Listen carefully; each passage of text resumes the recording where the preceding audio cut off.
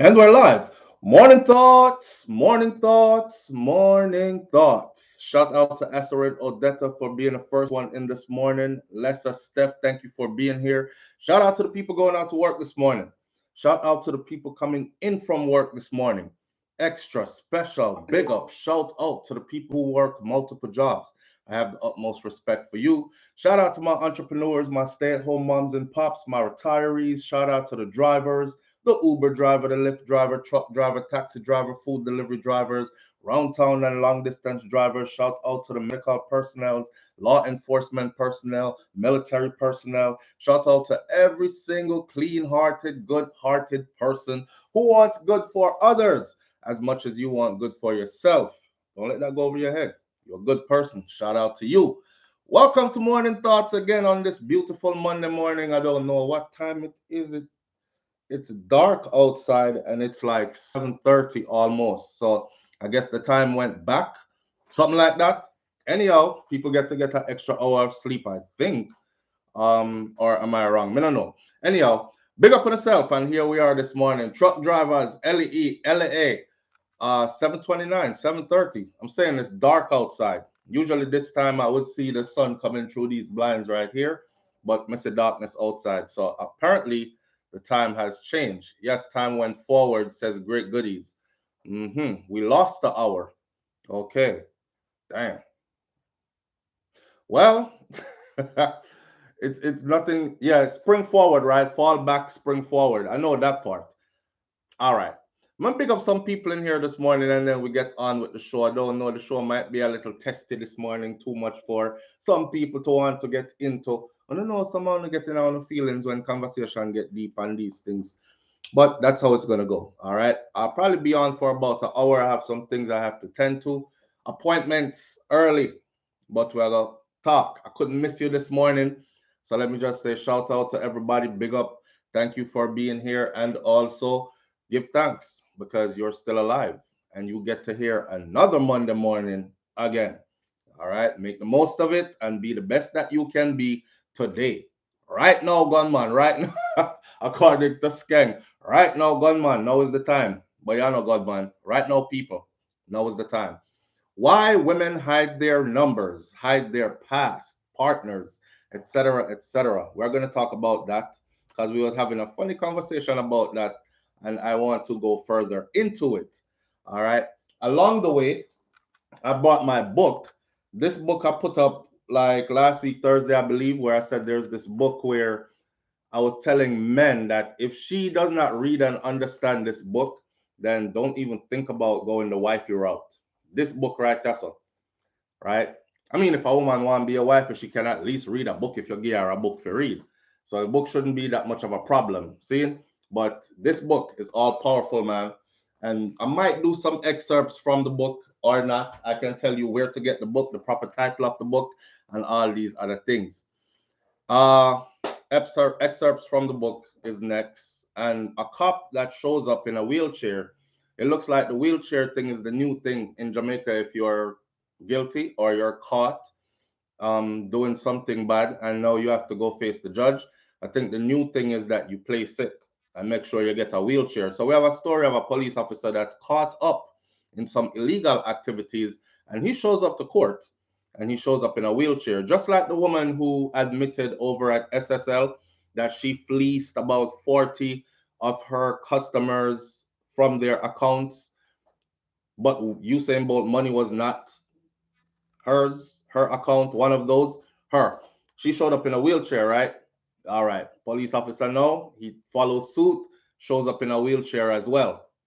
And big talk now is that that whole SSL scandal has actually impacted Jamaica. Money has slowed up a lot, and there are a lot of people that are either pulling their money out or are scared to put any money into any kind of investment in Jamaica. So it's affecting everything, ripple effects right across the board. We're gonna talk about that too. Wheelchair have a buzz, Anika. I saw you show up in a wheelchair. Yes, yes, yes. And what is up with these grown women teachers? They're in positions of like coaches and school teachers, etc. What's up? Uh, I was about to do a story for my other channel, Hot Topics TV, because a story broke about Teacher of the Year. Right after the Teacher of the Year was awarded Teacher of the Year, that same Teacher of the Year was caught in compromising position with a school student who's about 15 or 14. And turns out she had been doing it for a while. So I went and looked because last week we see a next story about a next teacher. So I'm like, how many of these are there? And it turns out that there are a lot of cases. That cases been happening from 2017 and 2018. I believe I covered one, and them cost me when me cover it because it was a sister. It was a black woman. Seeing and black women cursed me for it. Look at all the damn white women that do the same thing. I don't see you put their faces up here big like this. Why you did that to that sister? So we'll revisit her story today, but not only that, we'll touch on some of the news stories of these teachers. I call this one predatory women. And the reason why I call it predatory women is because that's not a word. The two words don't go along as far as how we're conditioned to think. We're conditioned to think predatory men. Live on the air with SouFLo. Good morning. Yeah, good morning. Bright and early. What's going on, fam? I wonder if I the right show me a watch. What numbers you talk about today? No, wrong show. Hold on. Um, I think I recognize what that was going to be, and I don't want to go there this morning. Not too early. Thank you for the laugh the other day, though, but we can try that later. All right. I don't mean to cut anybody off, and I'm sure people wanted to hear what was going to be said, but I know there's somebody there this morning. So let me big up some people, and then we get into all this. All right. First one in the building this morning, Asor and Odetta, thank you for being here. Lessa Steph, thank you for being here. Audrey, Andrea Shervis in the building with us this morning. I don't know why this thing won't allow me to scroll. Can't scroll. Anyhow, there will be another $100 giveaway by the end of this week. How I choose the winner of that, I don't know. Maybe you show up on time every day. Maybe you interact with the videos that I put up. Maybe I choose different reasons to find, or maybe it's something that I tell you to go look for, and the first person that finds it gets 100. It's not a whole lot of money. You know, so everybody on here rich and wealthy, and $100 means nothing to you. It's just my small token of appreciation and a way for me to also encourage you to participate in where we have a go on over here up on the platform. That's it. All right. So take a little money and give somebody else who really need it. If you don't need it. All right. With that said, let's move right along with the big ups. Kai Empress is in the building this morning. Denzel Gale, big up yourself. Great goodies. Thank you for being here. Andrea Shervis is in the building this morning. Lady J. Walton, thank you for being here. Wayne Nathan, big up yourself. King Biggs, morning fam. Cena Sexy is in the building this morning. Janet Stewart's here. Dainty D, big up yourself. Sharon Spence, big up yourself.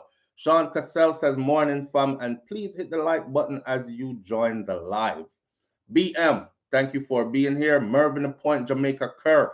Good morning to all, and big up yourself. Onika St. John Jones is in the building this morning. Bromo Wright says up next in the building this morning. Stash Daya, Audrey Wright, June O'Brien, Darlene Walter Riley, Debbie Jervis.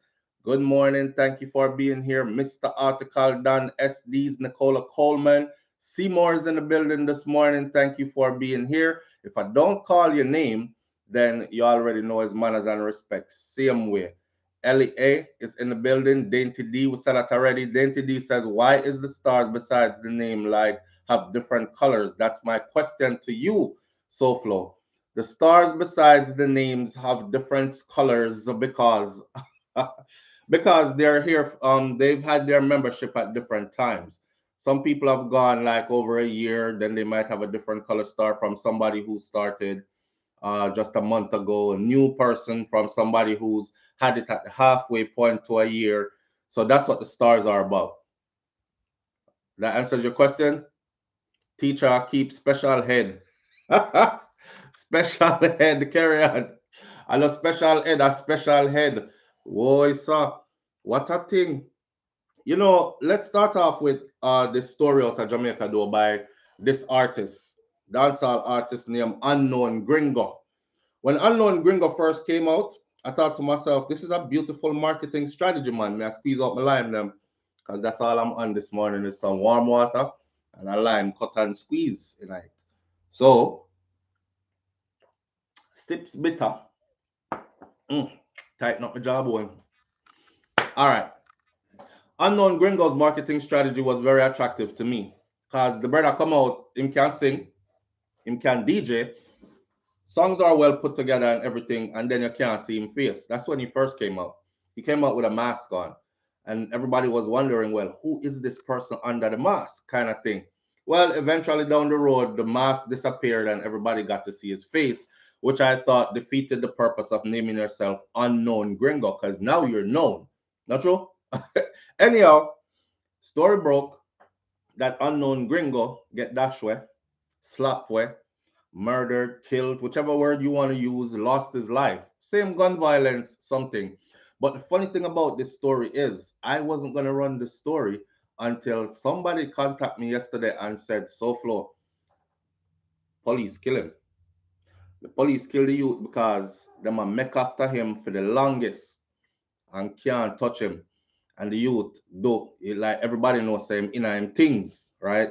You know the new talk now, everything them well guzo up on these kind of things. You know, it's one of those people that promote scamming and promote going to see your man and getting your guard ring and being protected by demons or being protected by spirits and all these kind of things. Right? Them see the youth living good, of course, and you don't have no employment. Your employment is dancehall, but dancehall is not making that much money for you where they can see. You're not booked out. You're not doing big collaborations and going on stage shows all around the world and these things. So you ain't making no money like that from music. Where your money are come from and y'all live so good. So they've been after him. This is what was told to me. I'm not saying it's true. I'm saying this is what was told to me. I'm going to read the story. This morning, when I woke up after being told that, I saw this story. Some say, what I was told might have some truth to it. I don't know. See, I don't want them come try sue me or run down upon me like how I see them I do my youth over there. So it's always allegedly or somebody told me so. And I am not claiming it to be factual. I'm just saying for conversation's sake. So we put some understanding to the whole topic. Anyway, Jamaica Observer, Unknown Gringo was under scrutiny for alleged lottery scam involvement, says cops. And this is one day after he was on front page for being killed. You might not know him. This is Unknown Gringo. You know, sometimes them say dancehall artist shot and killed, and you're like, who's this? Come, I never hear about that youth here before. Well, this artist is not one of those. He's not one of the ones that I've never heard about before. He's one of the ones that is pretty popular, pretty well known. He didn't make it to the top of the charts. He's not well known like a Bounty Killer or a Popcorn or a Vibes Cartel or something like that, a Idonia or a Mastica or something like that. He's not known like that. Governor, not known like that. But he's known. And he's known by those people who I just called out as well. Not saying that they're involved with his extracurricular activities. I'm just saying he's known within the industry and he's known outside of the industry as well, right? Trelawney, Jamaica. A senior cop that is assigned to the Trelawney Police Division has revealed that dancehall artist Unknown Gringo was shot and killed by unknown assailants in a place called Rock, Trelawney, on Friday morning, and that he was under scrutiny for his alleged engagement in lotto scamming. See, somebody called yesterday and said, SouFlo, a long time them I try and make off of him, right? Them youth do them thing. Saying fully gozo up on these things. That's the word, fully gozo up on these things. And him in him scamming thing. And the police are trying to get him from the longest and them can't get him. Plus him name mix up in all kind of different something. So I say, all right, so I see the story, but me never go run it because it's just another story of somebody else dead until they started putting context to it. So you could see the coincidence that I wake up this morning And this is what was printed. Because yesterday I just bought him, that was printed, not this. This now was just printed. Senior cop says that he was under scrutiny for his alleged engagement in lotto scamming. Now, the senior cop was, however, quick to point out that the motive behind the entertainer's killing is yet to be determined. I've also heard that a gang war is going on in that region, and he is a member of and a part of that type of lifestyle and that thing. So one person has said a police do it, next person has said no, no, no, no, no. Correct it. The same person who say a police do it are the same person who said a gang war are going on and these things. And you know, some of them police here, them also is gangsters that way. He has been the subject, now this part, he has been the subject of a number of operations by the Trelawney police for his alleged engagement in lottery scamming. So you see, when the person say, long time them after him, try catch him and them can't hold him, them dirt him.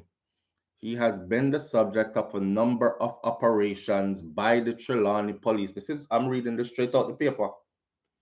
By the Trelawney police for his alleged engagement in lotto scamming, the cop told the Observer Online. Now make it up. Did I write this up? The deceased, whose given name is Frank Morris, he was 39 years old. He last lived at a place called Retreat Heights in Trelawney. Trelawney, pretty easy. Every time I drive through Trelawney, I'm like, but anyhow, I know that's what I talk about.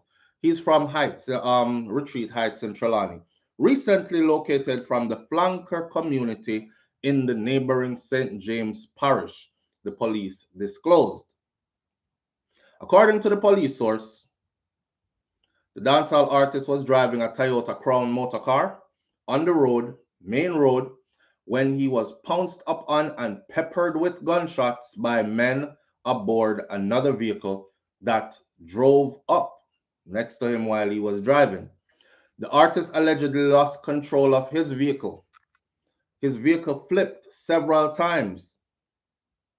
Then it came to a stop.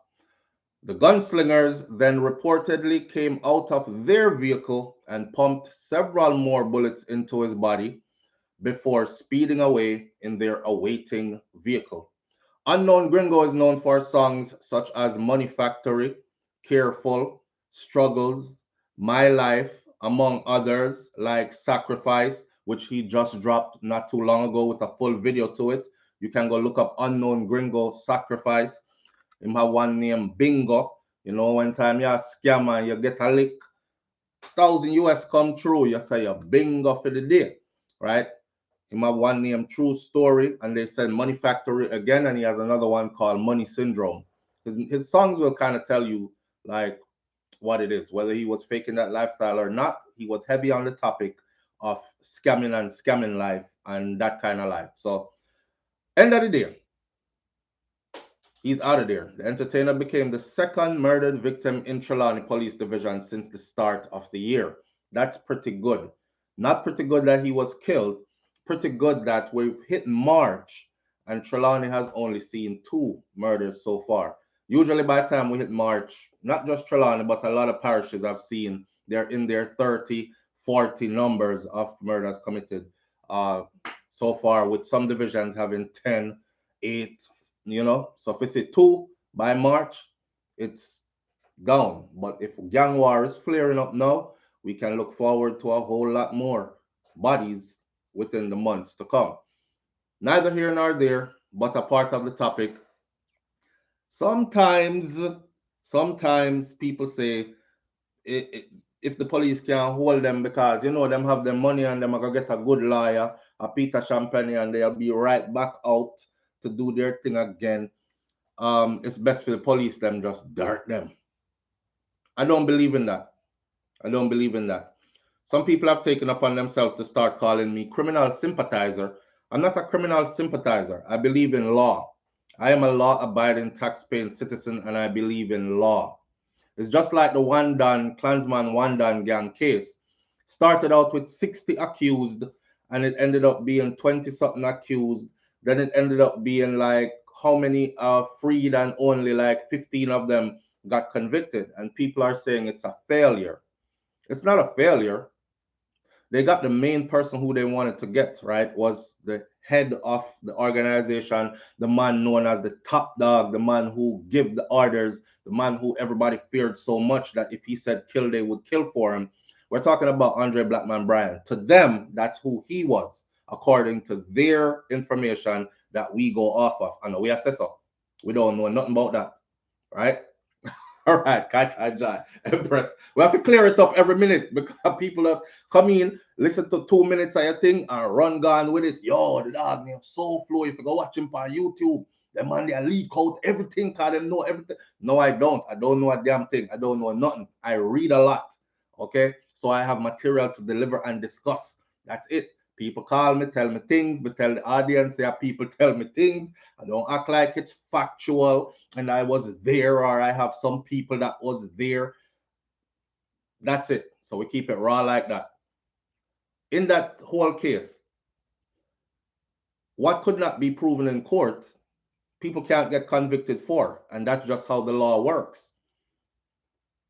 We can't just sit around and say, oh, that is a failure because all 60 of who was, or all 30 something of who was originally indicted needs to be given a long 60 years, 70 years in prison. I see people, I get them, some people say, lock them up and throw away the key in a business. They could only go off what's proven. Remember, I know, courtroom is not parking lot conversation, Courtroom is not internet videos, comment section, Courtroom is not shade tree argument, We sit down and lap fractal and chat. That's not where courtroom decisions are made from by a judge, by a competent judge. Courtroom decisions are made by facts. What can be proven?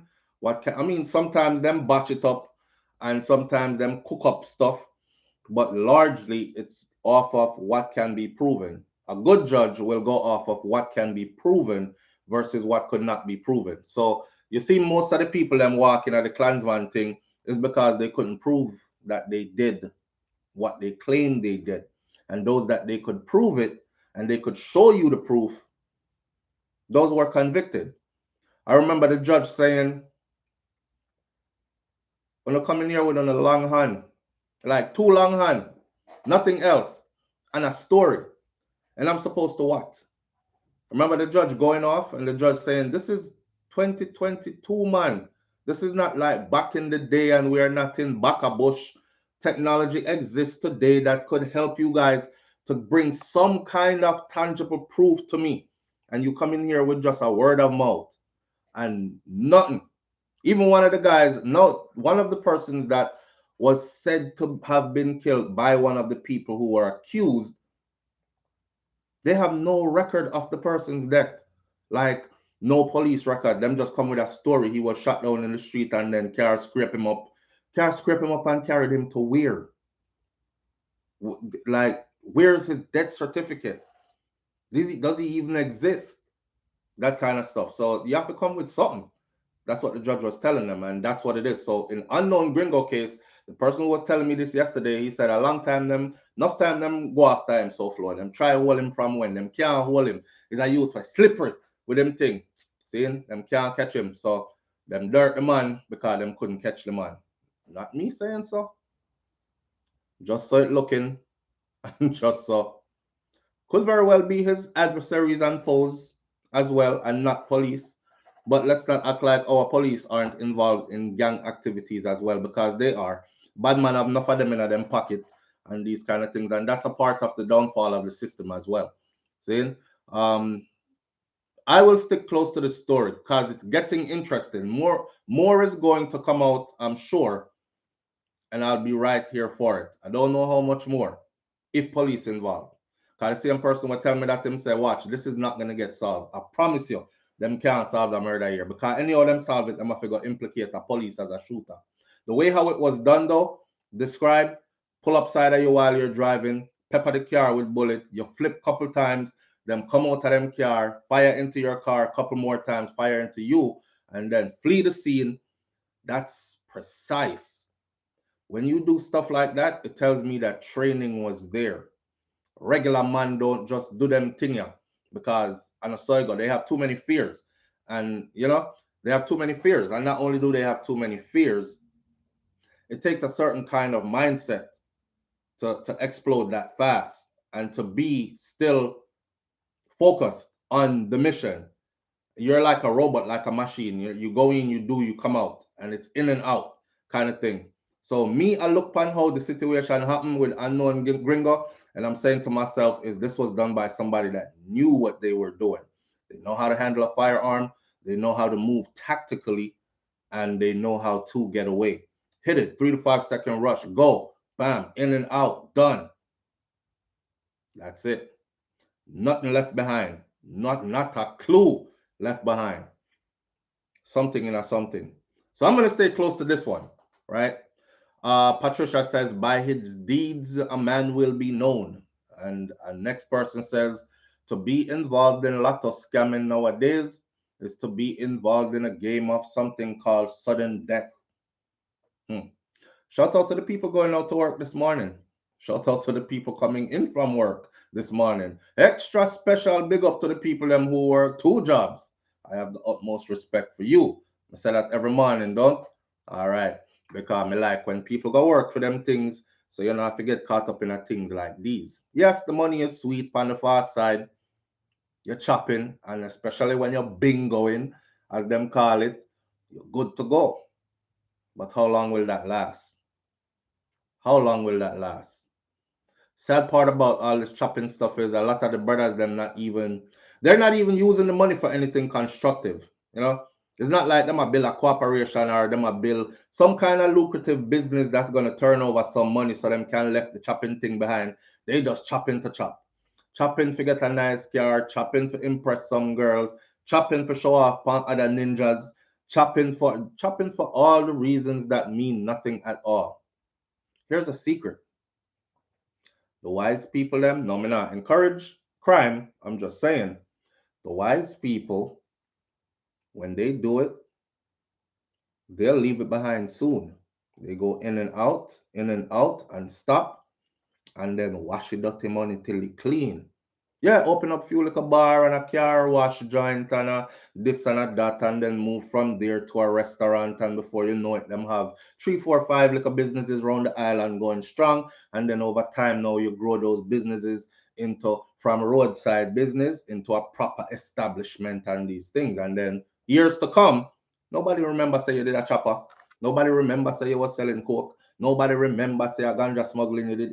They only know you as a prominent businessman who owns several lucrative businesses across the island. Just a heads up, right? Cause the early grave thing and the impress gal thing and the braffing all night and buy out the bar and style pan next man and these things going nowhere. Your precious life for that. Short lived, early grave, and that's that. Just saying. Do with that information as you please. All right, on to this one. A wheelchair cop. See, Dorothy T says a professional hit. Obviously, Dorothy T, it was done to the T. As far as it was described by the police, that was done to the T. Very tactical. Very tactical. Anyhow, Maurice Whittingham, the detective corporal who has been implicated in an alleged multi-million-dollar cooking, kidnapping, and cooking oil theft in St. Catherine last year, has had his case transferred to the gun court in downtown Kingston. This is the police will show up now in a wheelchair. The decision was made when the 35-year-old lawman and his co-accused 34-year-old Michael Daly of Grandison Avenue, Kingston 12, appeared in the St. Catherine court on Friday. The duo was charged with robbery with aggravation and kidnapping that was relative to the December 17th, 2022 incident. That's when they were caught. That's just what, 3, 4 months ago. The lawman appeared in court. The lawman showed up in a wheelchair. He's sick.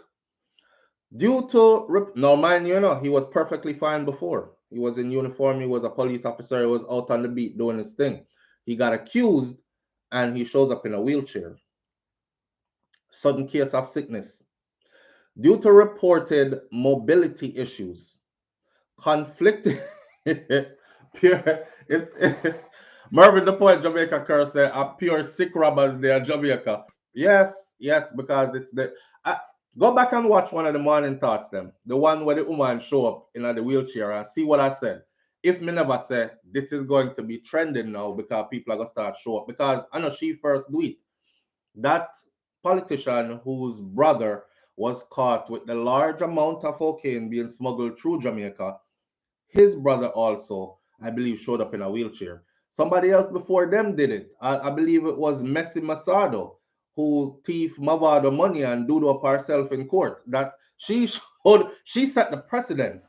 She set the trend. She said, "Me too sick. See them y'all shut up myself in a courtroom. You can't keep me here. And so you're gonna have to put a person here for clean up doodle like every couple of hours." And they were scared. They're like, "Me not do that. All right, you can go to your yard. Can you do the self go to your yard, Miss Masado?" So Miss Masado laughed and she got out. And then later on, she was seen on the road a door with her pocketbook a swing like mad somebody, right? 1 foot of shoes on in a half a tree square and dragging her foot like our minor trouble her. So that's the new way to go. Soon can't afford wheelchair. Oh man. Anyhow, uh they were charged in, remember, kidnapping is a multi-million dollar scheme which involves cooking oil, thieving cooking oil. They were and kidnapping. That's serious charges. The lawman appeared in court and he showed up in a wheelchair due to reported mobility issues. Suddenly, he have mobility issues. He didn't have no problem moving before though. So conflicting reports are that he suffered a stroke while he was in custody last month. So last month, then he locked him up, and it is said that he suffered a stroke. Conflicting reports. This isn't me reading from Jamaica News, Loop News. He suffered a stroke. Conflicting reports says while he was in custody last month, as them locked me up, stroke out. Yeah, part of the plan. Mummy, get me a wheelchair. As them lock me up, stroke out. Yes. All right. But other reports are that he has spinal issues which have caused him to end up in a wheelchair and he's wheelchair bound. In you have, you have to laugh it up. You see them people here? I love my people. I'm telling you, ever festive. You have to laugh. I thief for the whole of the money, and then when the people them come, I have to drop down and play dead. And if they pick me up and say he's not dead, I'm gonna ask for a wheelchair because my legs can't move. And then I'm gonna go to court and do it myself. You can't hold me here because I can't control my bowels. It's the new way. It's the new way. In court on Friday, Whittingham's attorney pleaded with the presiding judge to have his client's reporting days reduced due to his deteriorating health condition. I guess they have him reporting to a police station, right? Like them say you're free on bail, but you have to report every day or Monday, Wednesday, and Friday to Saturday and whatever to this police station that is this way. His judge is pleading to have those days reduced that he has to report, citing that his health is deteriorating rapidly. Whittingham was subsequently ordered to report to the designated police station once per week. Wait there. Judge say you must report once a week. Now your lawyer is asking to have your reporting days reduced. I'm not too good at math, but if me take away one from one, then nothing left, right? So that means that him not have to report again, and that the lawyer I try get. So Whittingham was subsequently ordered to report to a designated police station once per week, and his co-accused was remanded in police custody. Them hold him in there. The case is to be heard, so them let him out, The judge said you gotta report once a week still. But in co-accused, you're not in a wheelchair, sir, and you're not doing up yourself, so you're gonna have to stay in. Him probably did the ask me tell you say 2 hours should have show up in a 2 wheelchair, but you want to walk going there like a transit. Then now them hold you in there, brother. Don't call me name, Oi, his co-accused was remanded in police custody, and the case is now to be heard in the gun court on March 30th. Today is the 13th.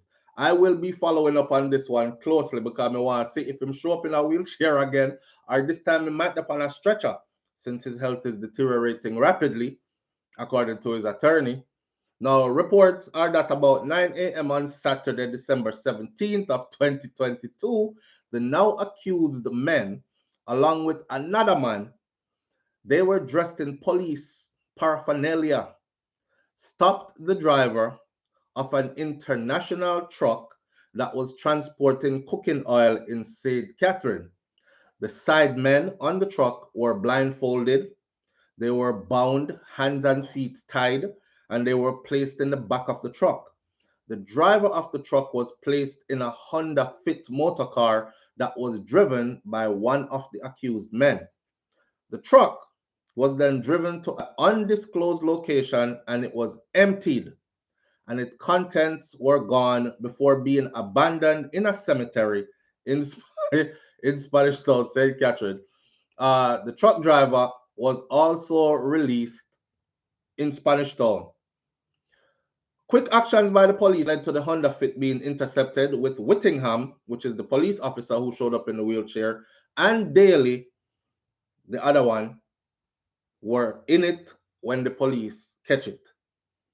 Police paraphernalia and several service police paraphernalia, which is the uniform, and the get up, the whole thing with them wear, and service pistol, not regular gun, service pistol, and ammunition were also seized from the same vehicle. So them do that with the vehicle and then go drive around with the vehicle. It's not too bright. So both men were charged following the ruling from the Office of the Director of Public Prosecutions, that is the ODPP, or Department of Public Prosecution, Paula Llewellyn angles of things. Lady D says, all of them, when them wrong catch up on them, them all turn Harvey Weinstein. You did use the wheelchair for carry the aisle. You didn't need the wheelchair for carry the aisle, but you need the wheelchair now. All kind of racket around, my friend. A cooking oil truck, Cooking oil truck. So if you empty a cooking oil truck that's transporting cooking oil, how you gonna sell that? How you gonna make your money now? You're gonna sell back cooking oil on the black market? I mean, how are you going to make money from that? I don't know. But anyhow, stay tuned to this one because I want to see if old boy show up again in court in a wheelchair. He hijacked the whole cooking oil truck, took it to an undisclosed location, emptied it, and then abandoned it in a cemetery in Spanish Town, and abandoned the truck driver also somewhere else in Spanish Town. They never watched the movie to the end. Mm-mm. Mm-mm. I think these people be sitting down at home for real watching these Hollywood movies like this. Be like, yo, we can pull that off, Yeah, man, we can pull that off, man. Hear what? It's a movie, my friend. It's a movie, right? There's a lot of acting. There's a part that's called cut. It's just like people who watch porn, right? And them say, man, I beat it up for like 1 hour straight on the porn. When they fast forward like this, him just go faster. With the fast forward, him just go fast. No stop no night. And she go watch them kind of porn now, and she want you to perform like them. Because somewhere in her mind, you're underperforming. Because I've seen on video where men perform for hours, right? Them just go. And when you fast forward, them just go fast. When you slow it down, them just go slow, but there's no stop, there's no breaks. I mean, want that kind of performance from you, lazy boy. And the truth is that that's not how we function, right? Them not know that there is, okay, action. All right. Oh, damn, you're not hard anymore. Cut. Okay, give him 2 more of those pills, please. Yeah. Okay. Bring in the massager. All right, handle that. Get him ready. All right, I'll take a 5-minute break. All right, we're back. Ready? Okay. Ready? All right. Get on. Okay. Now, action. Cut. I support Mech, right? It's a whole heap of cut and splice and action and cut and action and cut and put together. So you watch that stuff, you feel it's reality, and you can maybe outlast that scene and outlast the whole movie and outlast, and it's not true. It's not true. Same thing for the movie them want to watch. The criminal movie them that you watch is a whole lot of action and cut and do this way instead and cut. Be only for cut and paste. And sometimes and I probably don't watch it to the end because the bad guys almost never wins. Not true? All when the body dead, them still up. All the right, all when the body dead, them still up perform. Yes, man, just go on like y'all do something. Just go on like y'all do something. And cut. I wasn't feeling anything. The scene looks good though. The scene looks good. We'll go with this one.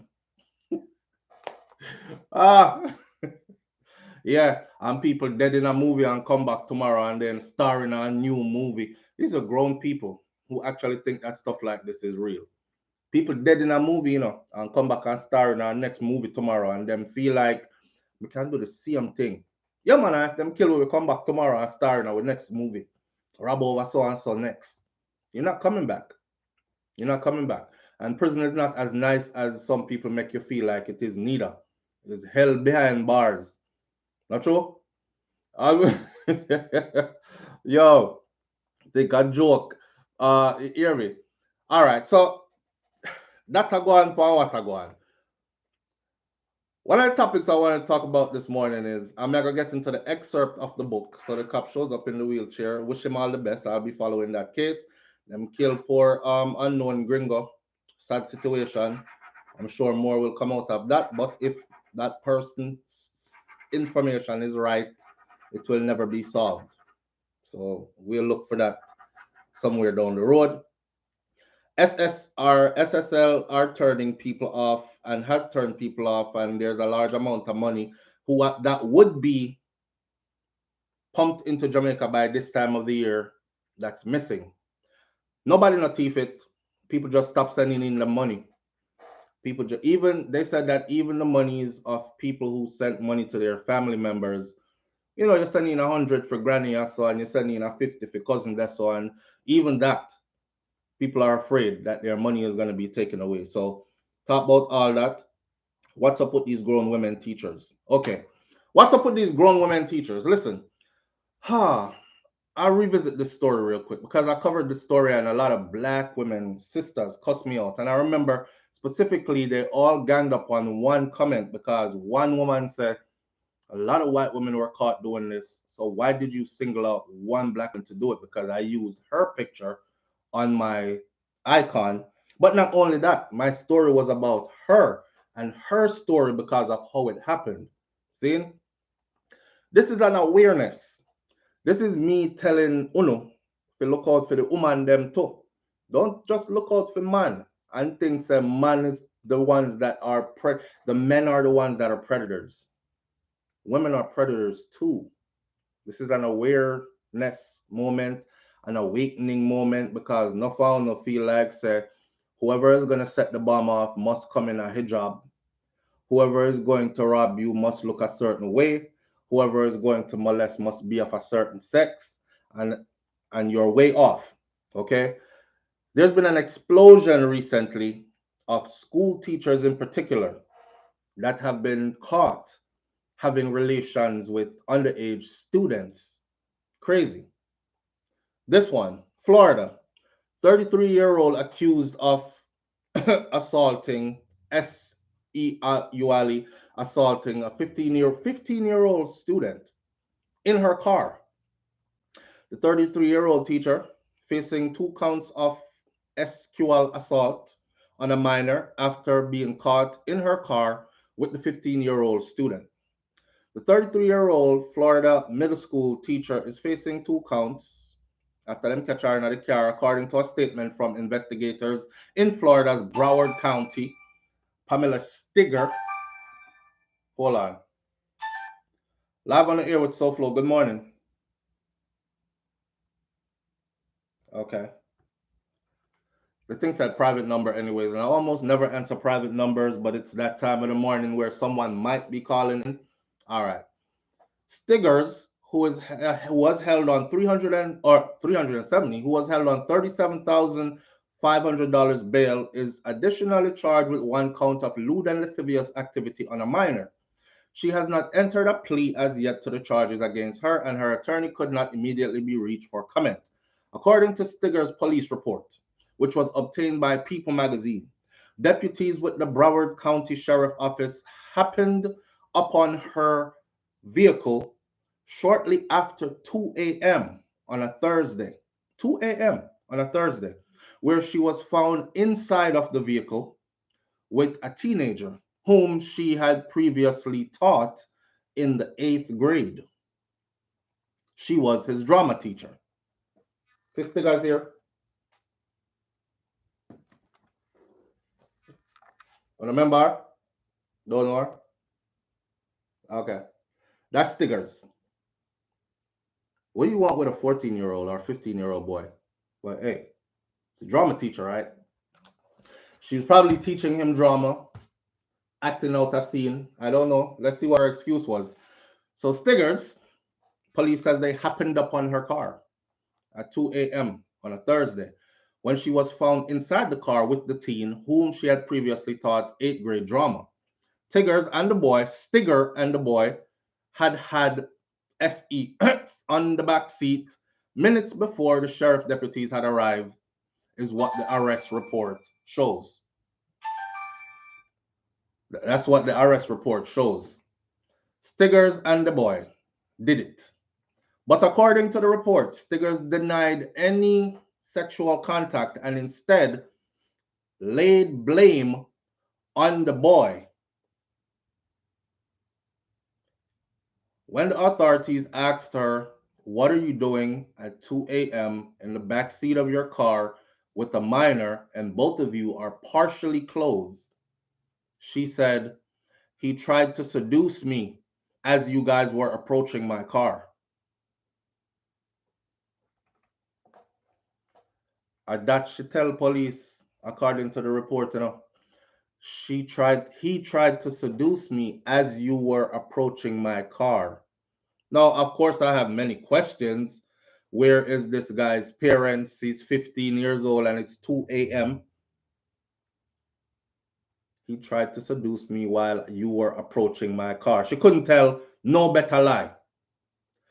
He was having a medical emergency. I put him in the back seat and was trying to do CPR to resuscitate him. Thank you, officers, for arriving here on time. Geez, he's just now coming back to something. But she said he tried to seduce me as you guys were approaching my car.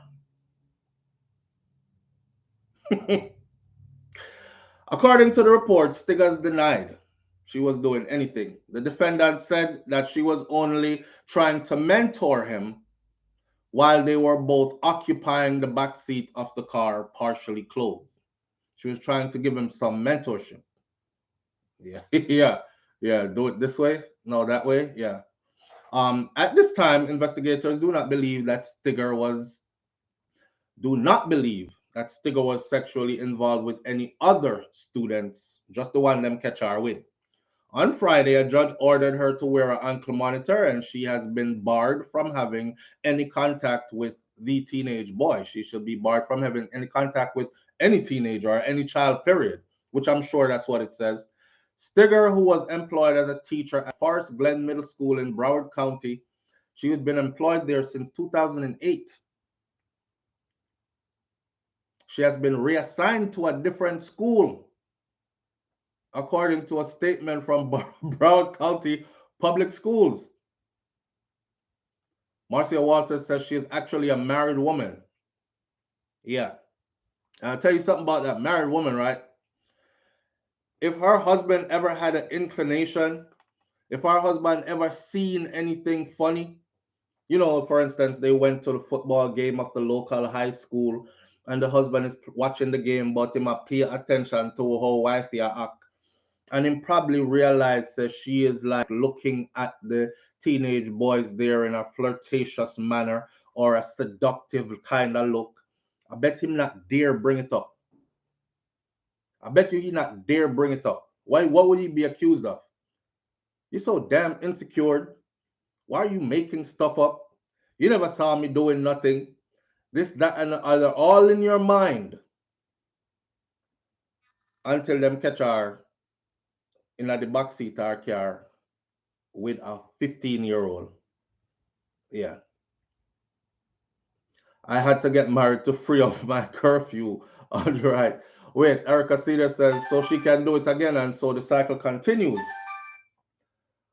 Anyone with an additional information about this case or any other case that you think she might be involved in, you are encouraged to call Crime Stoppers or call 954-493-TIPS and anonymously leave your information there. There's a 3,000 US dollar reward for such information that might lead to more and more. That's not it though. That's a story I covered before. I'm fast forwarding to 2023. So I goes into Google and I put female teachers arrested for sleeping with students. 2023. Blouse and skirt. The list long. Female teacher, this teacher is 26. Next teacher, middle school teacher arrested for health and relation with. The next one is, and the list goes on and on and on. Look at this one. Teacher arrested. There's this one says one of them was a teacher who is a coach, and it was her daughter's boyfriend that she got caught with. And the charge is she did it with the teenager over 300 times. 300 is a whole lot of them. A whole lot of them. Now, there are men teachers involved in this, but I was specifically looking at female teachers for a reason. And for a reason, the reason is this. It's that people don't normally look at the female. It's a woman teacher, me pick the way, it's cool. Nothing not go on, nothing not happen. It's just like when some parents drop their children off to a guidance counselor because of the title, they think they're okay, or a behavioral counselor, they think they're okay. Or you drop them off on a pastor, and pastor say we have a Bible study, they think they're okay. A priest, or in the company of a police officer, a lawman, lawwoman, they think they're okay, right? And I'm trying to tell people and heighten awareness that predators come in all shapes and sizes, sexes, and whatever, right? And they also are strategic in how they place themselves.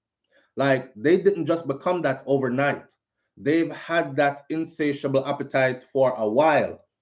They will literally plan this out, deciding at 19, when I leave school and I start college, or 17 or whatever, I'm going to work my way through. I'm going to be a teacher because it will put me around these types of young people because I like young boys. I'm going to be a priest because they will trust me. I'm going to be a police officer because I'm going to be a guidance counselor. I'm going to be a coach, a football coach. One of the biggest scandals, football scandals in the US was a college coach that had ties to the NFL. So a lot of these boys that were there playing for this university, big name university, by the way, one of these boys, or a lot of these boys, they had dreams of going to the NFL. And they knew that if they went through his camp with his approval, they would end up in the NFL draft and now get a multi-million-dollar contract to go play the sports, live the dream, be in the NFL, national football player. When they describe how this man converted his basement, he converted his basement into a gym shower and chill out area, right? Gym shower. Now, you think about a gym shower, you think about multiple showers. So he has 1, 2, 3, 4, 5, 6 showers. And my whole heap of boys, the whole team be over there.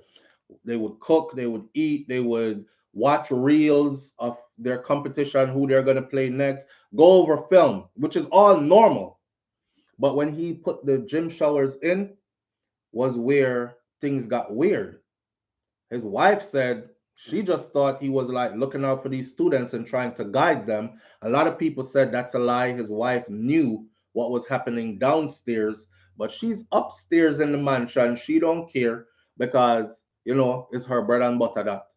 So she's just gonna act like she don't know nothing. While a lot of the boys testified that it started when they would go to practice, then they would come over, and then they would work out because he had a gym there, and then they would jump in the shower and get ready to go watch film, and suddenly old boy would appear in the shower with them. Yeah. So you see the lengths that they will go through, right? You know it ain't cheap to convert no basement into no chill out area that can hold a whole football team, multiple showers, gaming table, a whole gym, and all these things. But when we think of these types of predators, we think of men only. We don't think of women. Female teacher caught having intercourse with 16-year-old student. Another one, February 26, 2023. And this one, let's show her face too, and let's be fair, because we showed the sister face since the sister them did not cuss me out. So see her face there. Right? Right. Right. Take a good look. This is Miss Aberdeen from fourth period, mom. Weird shit. Lena Stewart, a high school teacher in the US, in the state of Missouri. She flirted with a 16-year-old student on the condition that she gave him high grades. If you let me flirt with you and I flirt back and you flirt back with me, I'll make sure your grades are always high. Just flirting.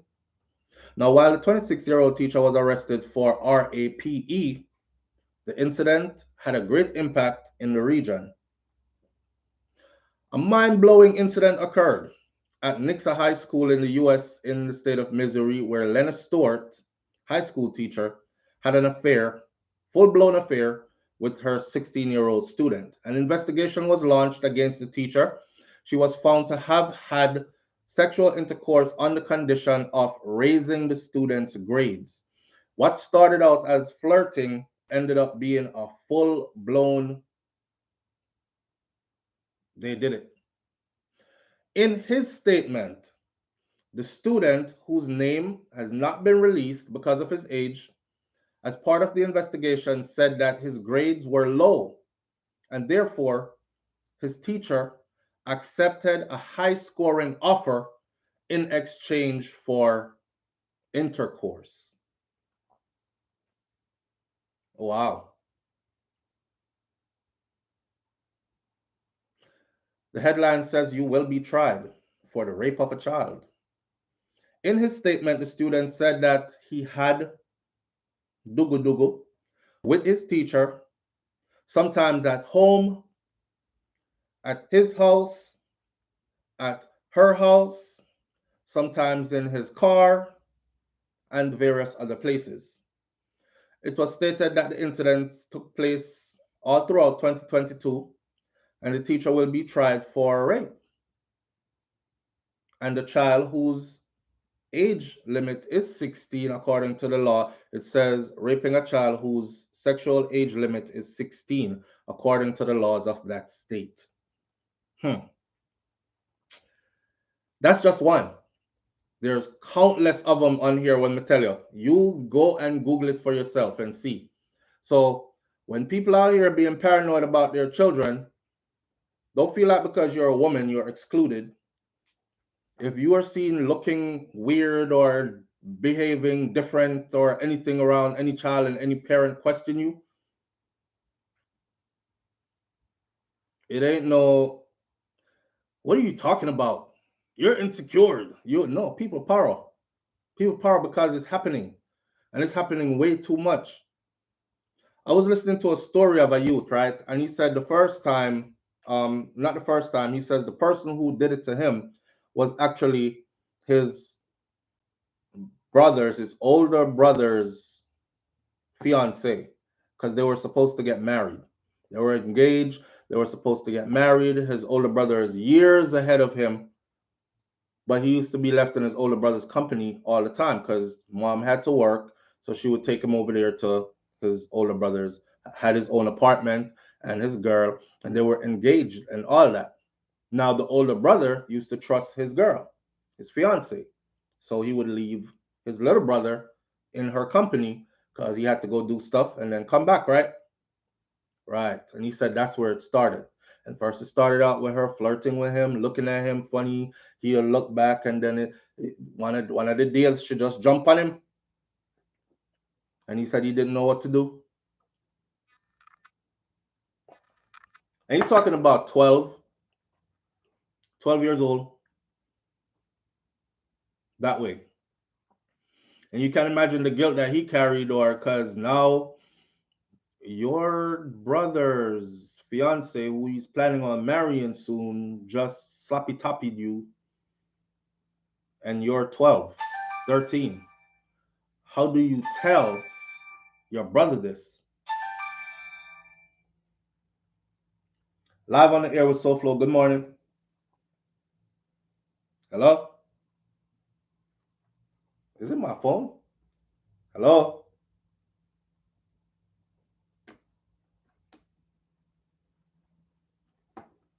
No, I'm going to the phone this morning. Let me hang up on. Oh, it's my thing. All right, please call me back, caller. I see what I did wrong. Please call me back. I'm cut off the caller. Can I trust the camera? Ah, there we go. Live on the air with SouFLo. Good morning. Good morning. All right, here we go. Morning, fam. How you doing? I'm okay. You on the topic? As a Yeah, I was okay since it started. Okay. A lot of these teachers, Mm-hmm. as I said, they wait. I don't think they wait till they're young, but they wait for a while to be into this space, especially the older teachers who are in their 30s and 40s. Who a lot of them are, most of them are not learning. Because when I was going to school, they had a few teachers. What the school tries to do, Mm-hmm. because I know, because I tried to ask some teachers some stuff about school and stuff. The vice principal was saying to me one time at one of the schools I was going to, one of my two high schools I was going to before I came up here. Mm-hmm. We tried to hire older people so that stuff like this doesn't happen. Mm-hmm. But it still happens in some instances. But when it's an older woman and she's more likely to be married or maybe not interested as much, it doesn't have it's a safer case. But when you're hiring young teachers, new teachers who just came out of teachers college, Mm-hmm. who are just getting them licensed, it's kind of tricky because they need to work somewhere. Normally, them send them off to early childhood, and it's just like okay, when they get older, get to high school age. Mm-hmm.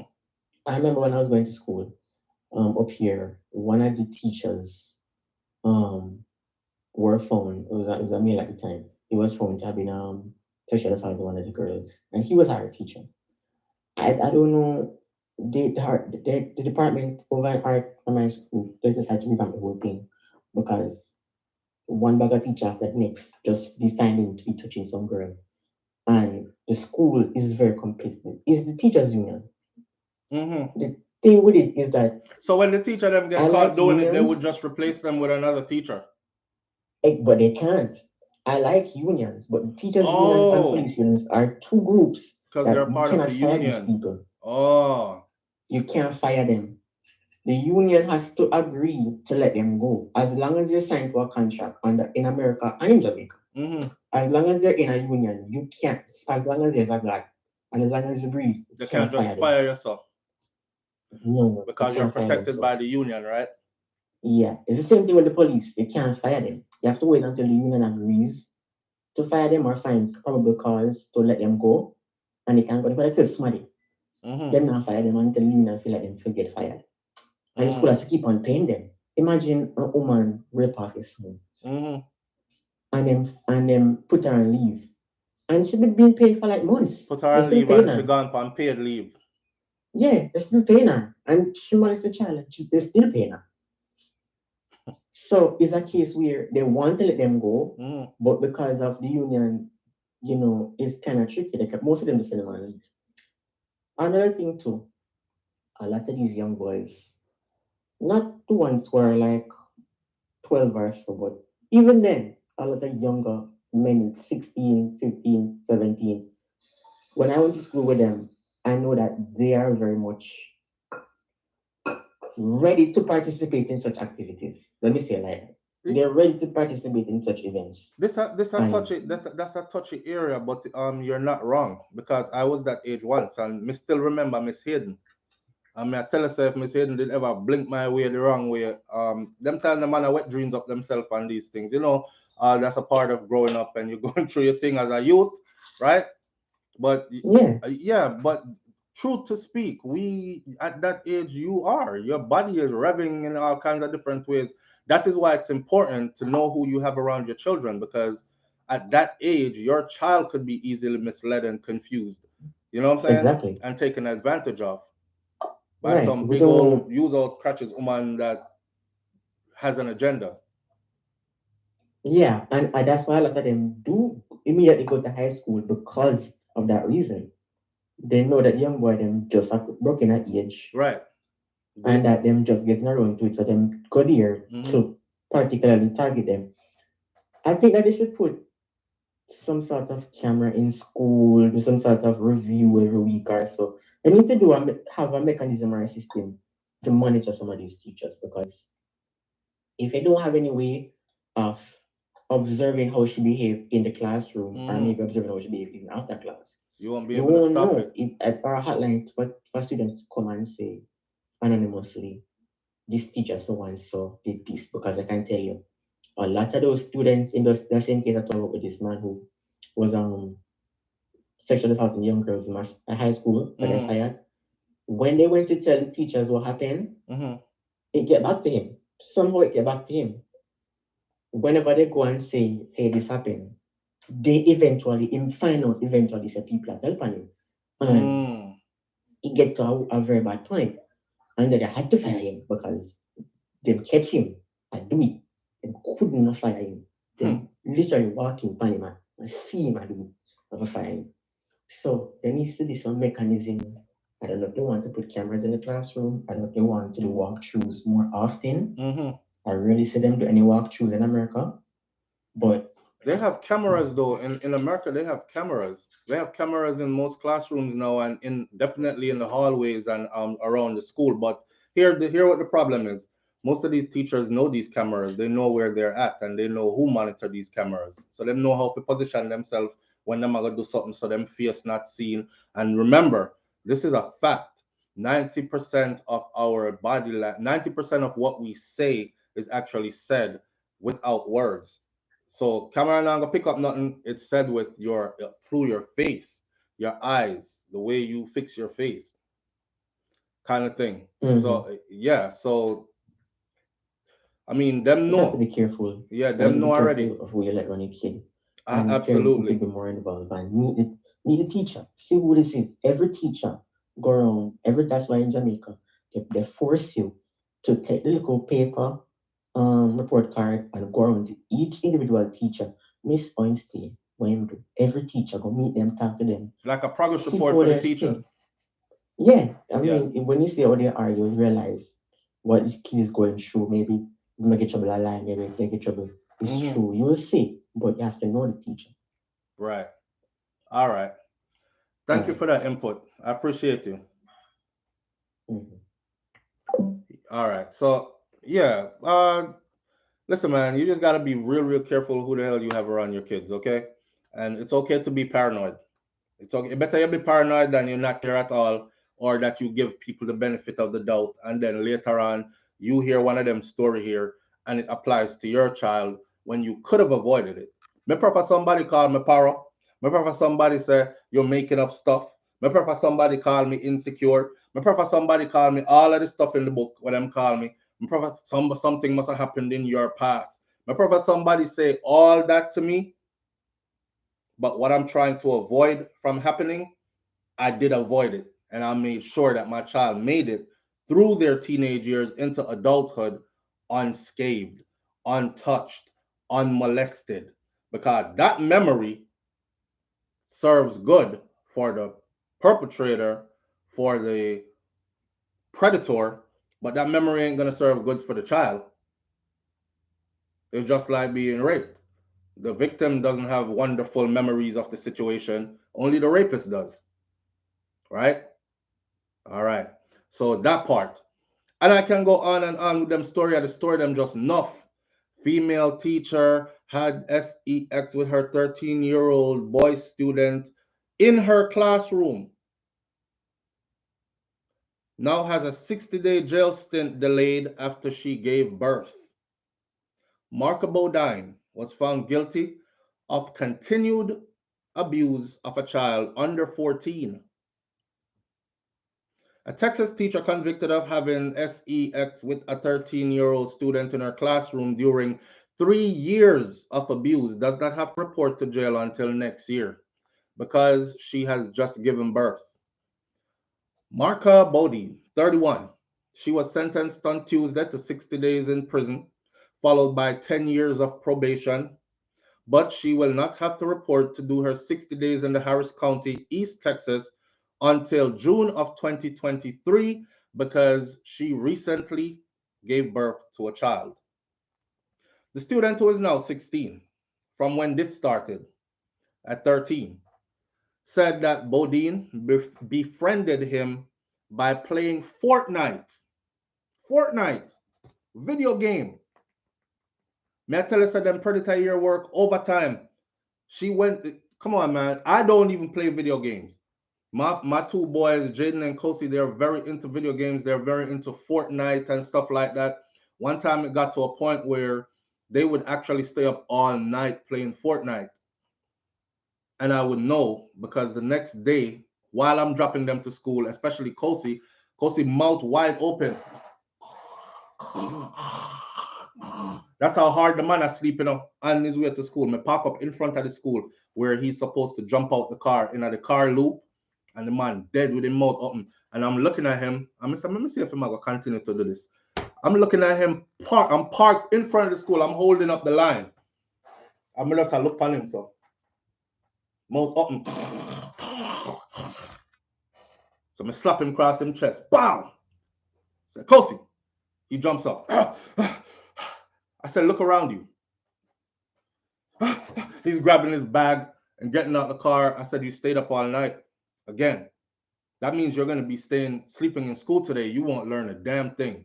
Okay, we're taking away the video games, right? The video game lock up in our closet in my house, right? That's all. See? But I gave him multiple opportunities to stop. And they were so addicted to Fortnite that they couldn't stop. So I'm just saying that to say this. These predators know where your children hang out, even if it's in a virtual space. They know what these kids are into. They purposely study these children just so they can know. Big woman not go on Snapchat no more. Yeah, but Pickney they on Snapchat though, and she into Pickney. So guess what? She's still snapping and flicking. She they on Snapchat too. Big woman not do this no more. Big man not do this no more. Yeah, but children are there, and children are what they're into, so they'll be in there too. The youth said that the teacher befriended him playing Fortnite. All right. The student, who is now 16, said she befriended him by playing Fortnite. ABC 13 News reported. His English teacher later began texting him, got his phone number, and started texting him, sending 25 to 40 explicit photographs of herself to the teenager between 2020 and 2021. The abusive relationship turned into sexual encounter continued for over 2 more years, with Bodine driving to her student's home 2 to 4 times a month until March of 2021, when it eventually ended, when he called the cops begging for help because he didn't want to do anything with her. He was begging for help. Now, if I youth I call police, I beg for help. I mean, he's underage already and he's being manipulated already, right? But you can imagine where it got to him calling the police begging for help. Let's not leave her out. Let's show her face too. Here she is.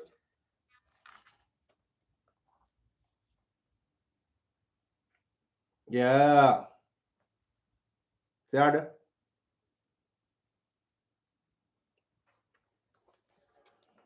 The poor child had to call the police begging for help because she in there manipulating him. The abusive relationship, blah, blah, blah, when it eventually ended, the baby that she just had is not a result of those years-long relationship with the student. The intermediate school teacher will spend the rest of her life on the sex offenders registry. That means wherever she moves to in the US, she will always be on the registry. They can go look her up, see if she's living in their neighborhood. She will be registered as a sex offender and she will have to go to these cessation classes and all these things for the foreseeable future. Bodine's charge: continued sexual abuse of a child under 14, carries a maximum of a life sentence. Prosecutors who had asked for a minimum of 20 years behind bars. Christopher Downey, a criminal defense attorney, told ABC 13 that a possible contributing factor to Bodine's light sentence could be evidence of her mental state at the time she was doing this. Yeah.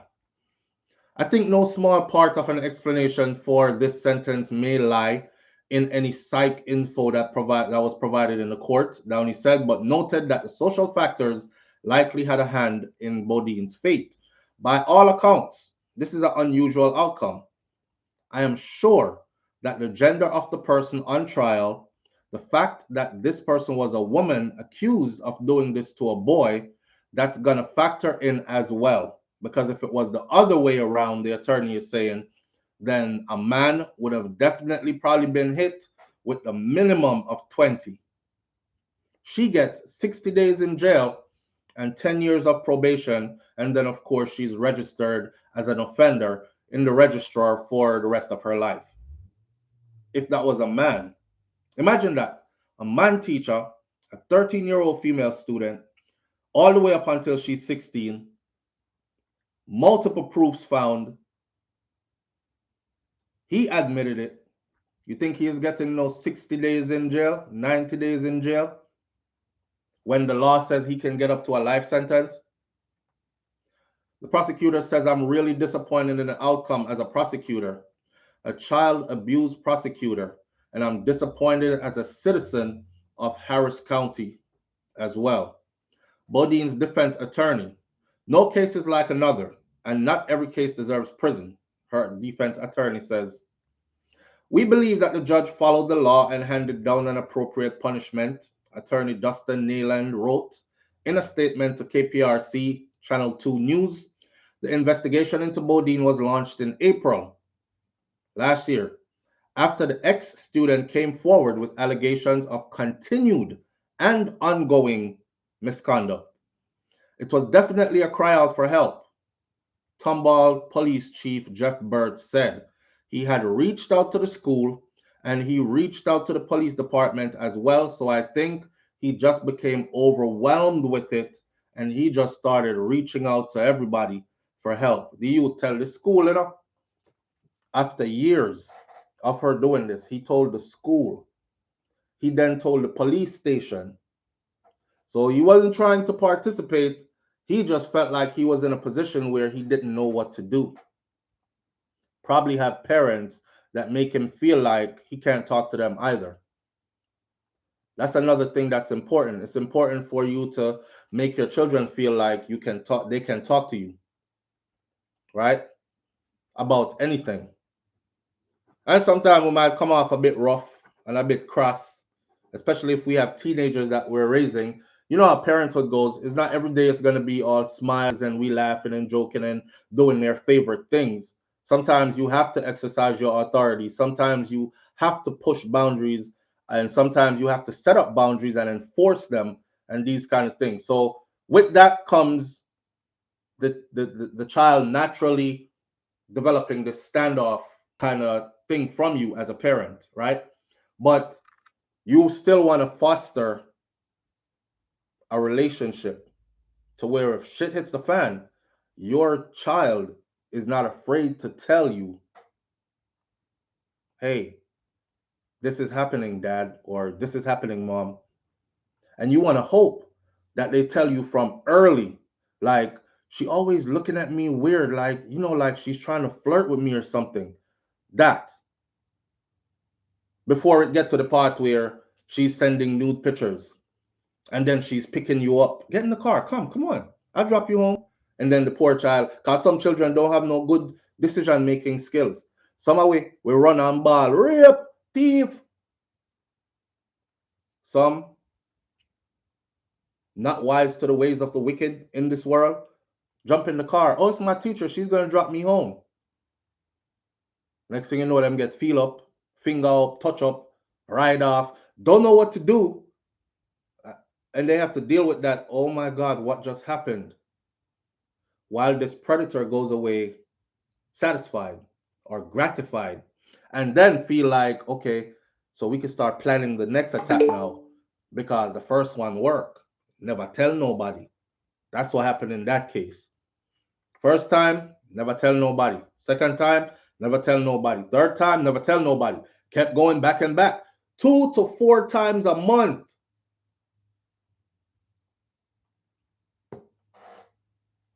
And they failed to put it up here that she's a married woman. The boy told authorities, now get this, he lives in an apartment complex, right? Let me show you how they move. The boy told authorities that the teacher, Bodine, moved into his apartment complex after her divorce. And that the two had started sex in her classroom and in the back of her car on numerous occasions. You see which apartment building she chose to go move in a door. And mind you, this was a married woman. This is a married woman. Tomball partner Jennifer Crate, whose daughter was taught English by Bodine at the school, time of her arrest, told NBC News, it's really hard to wrap your mind around why someone would do such a thing, but evil does exist in the world. This is a teenager talking, right? It's even more upsetting to find out that she was given this ridiculously light sentence. Court documents suggest that Bodine had gone to the police claiming that her former 6th grade student was harassing her and threatening to harm himself. So if she never give him something, they're gonna kill himself. Yeah, just like the other one. You know the other teacher, right? You know where she got caught. This was on the side of the highway. And if you've been out on a highway like I-95 in Florida, you're busy, and cars do a minimum of about 70 miles per hour up there, so, and you have hundreds of cars tearing by at any given 5-minute period. She pull up on the side of the highway at 2 a.m. in the morning, jump in a back seat, and got caught. And when the police asked her, what are you doing? I was mentoring him. I was trying to give him some mentorship. But why are you guys in the back seat on the side of the highway and partially clothed? Officer, to tell you the truth, he was trying to seduce me as you guys were approaching the car. Yeah, but why are you in the back seat? Who was driving?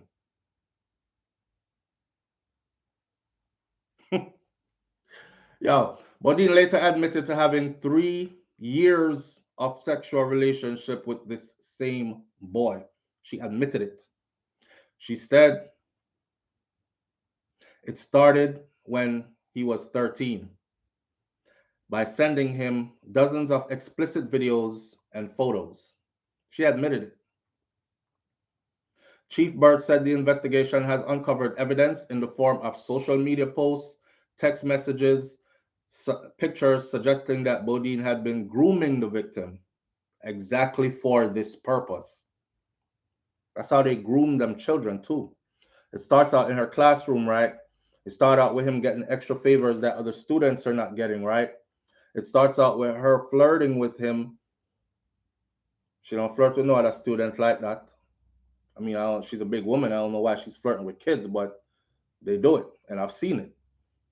This is why I was telling y'all that going to my child's football game, and of course he's been playing football since he was 6, and I've been going there since he was 6.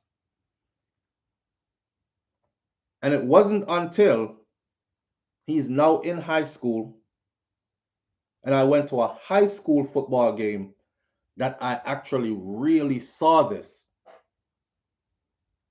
I saw it at at the smaller level, I used to see the moms come to the football game and flirt with the dads that were there with no moms. Like if I showed up for my son's football game, but I didn't have a wife with me or I didn't have a female partner with me, then other moms who were there, some of them are single moms. They would flirt with the coaches, they would flirt with the other dads and stuff like that. Normal stuff. But going to the high school football game, that man, is something to witness. It's something to witness. You see men there looking at females, little schoolgirls inappropriately.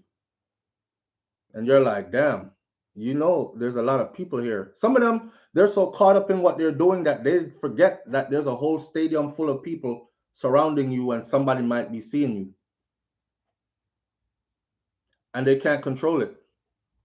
But when I started seeing the women, like stare down the little boy them when them come off of the football field and make sure that I catch some eye contact from him and look him up and down, or staring in like cock watching, staring in the middle of his center, them kind of something there.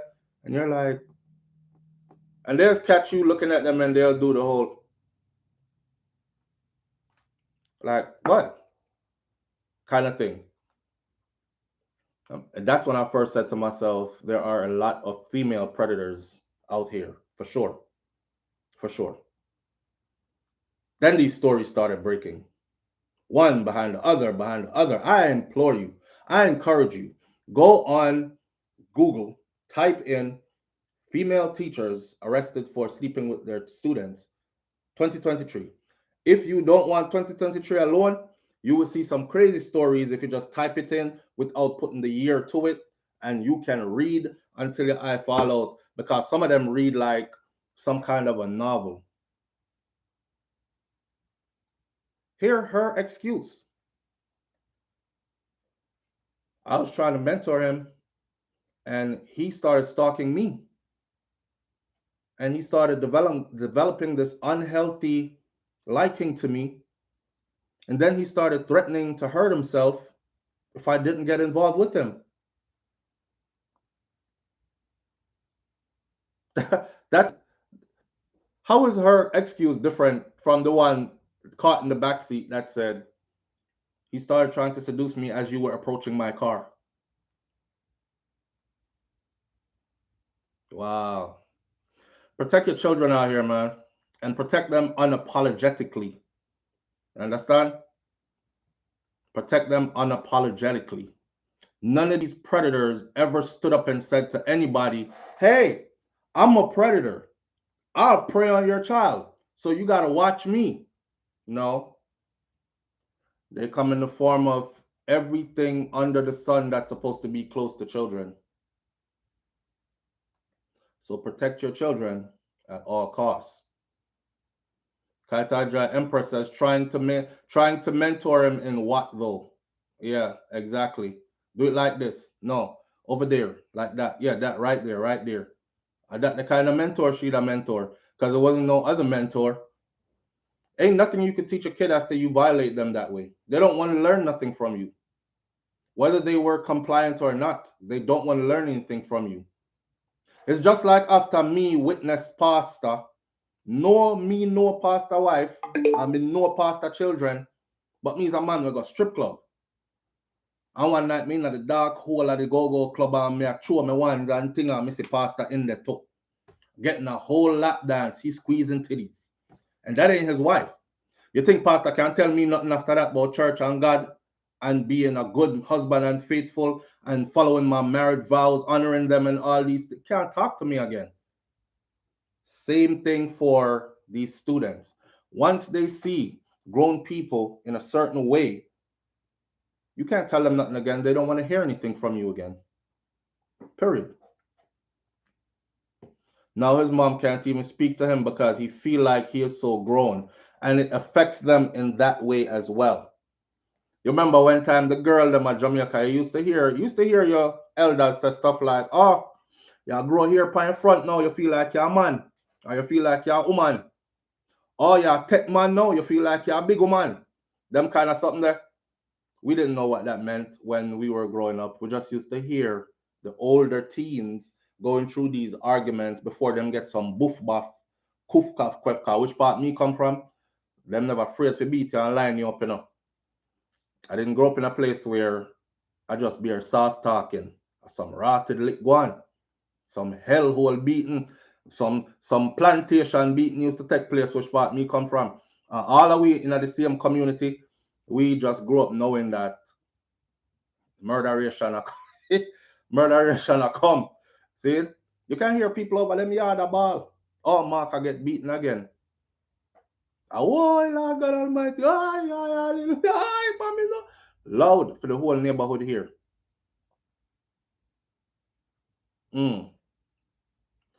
But yeah, the point of all this is when we hear predator, we think men.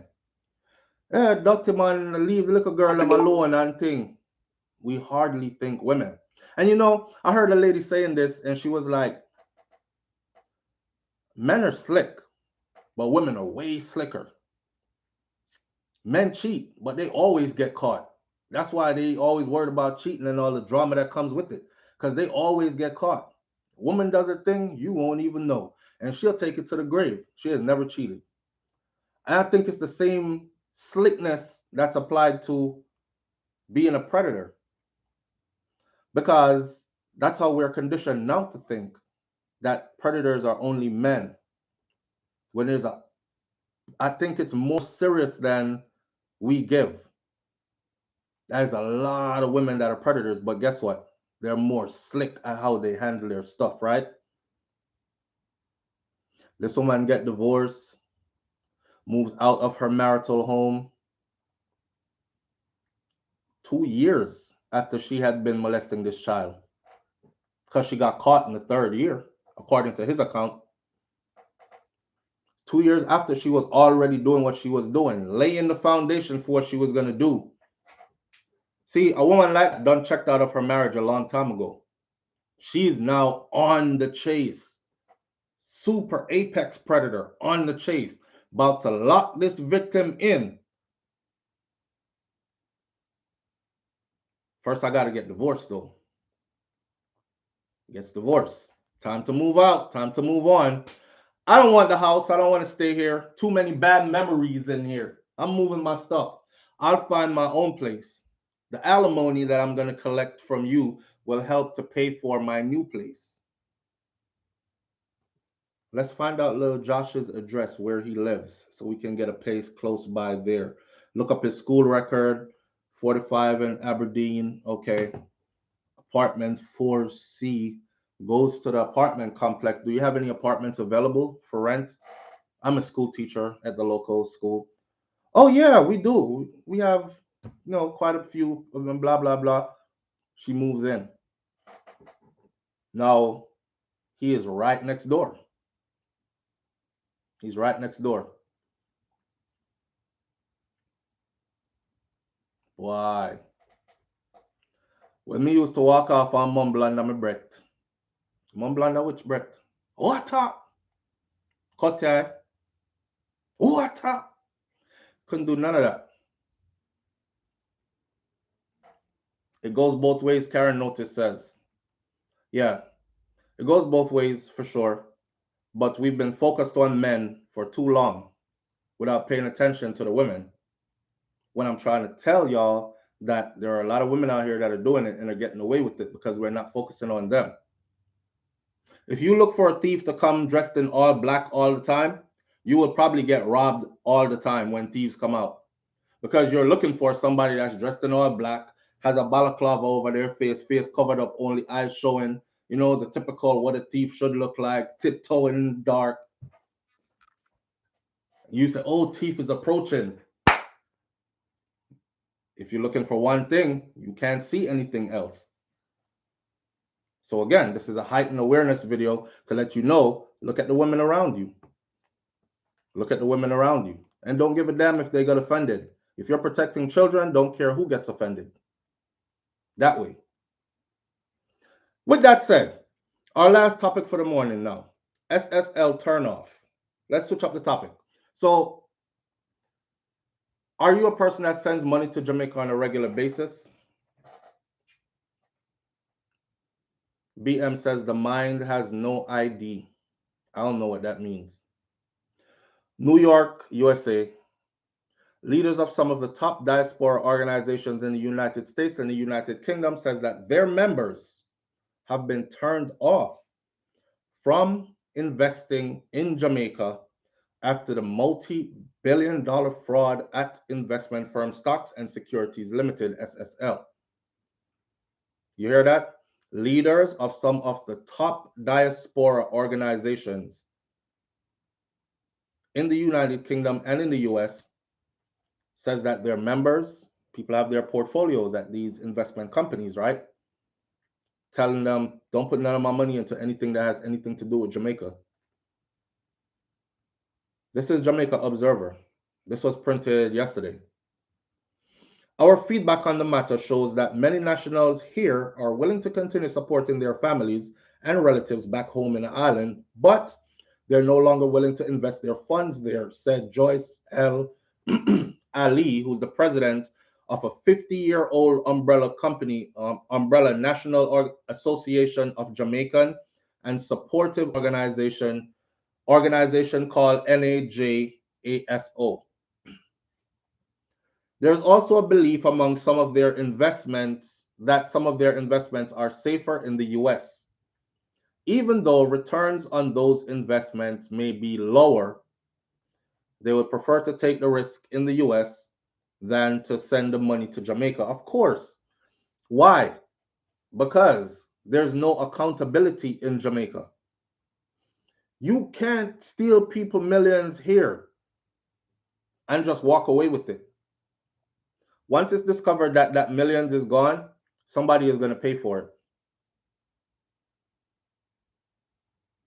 BM says you can't physically see someone's mind. Okay, I get it now, BM.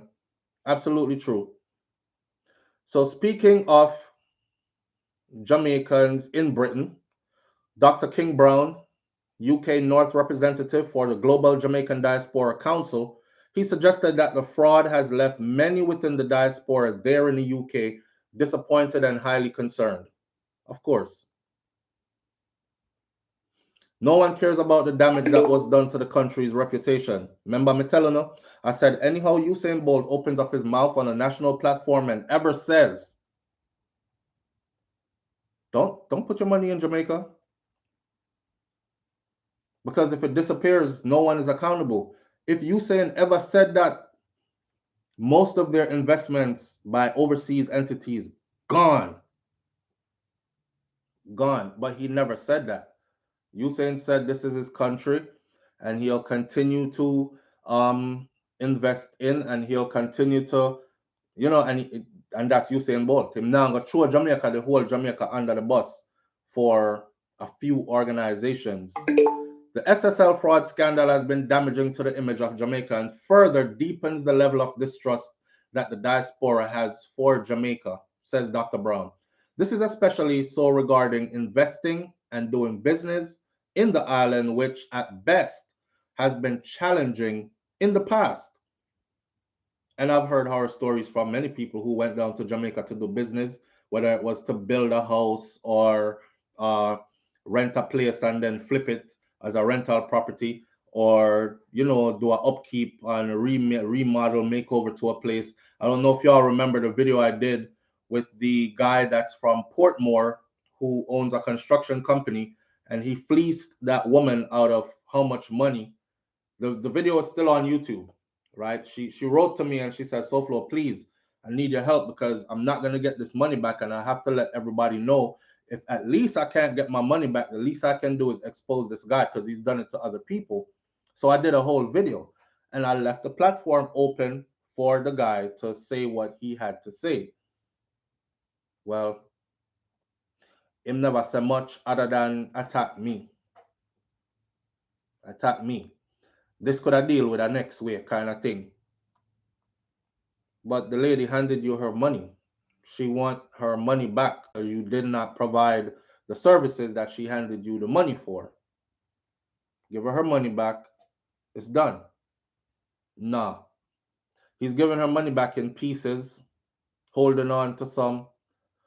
Men are sending her death threats who she believes were sent by him, So you can't pay back the money now, so you're gonna kill the woman now. So that's why she came to us.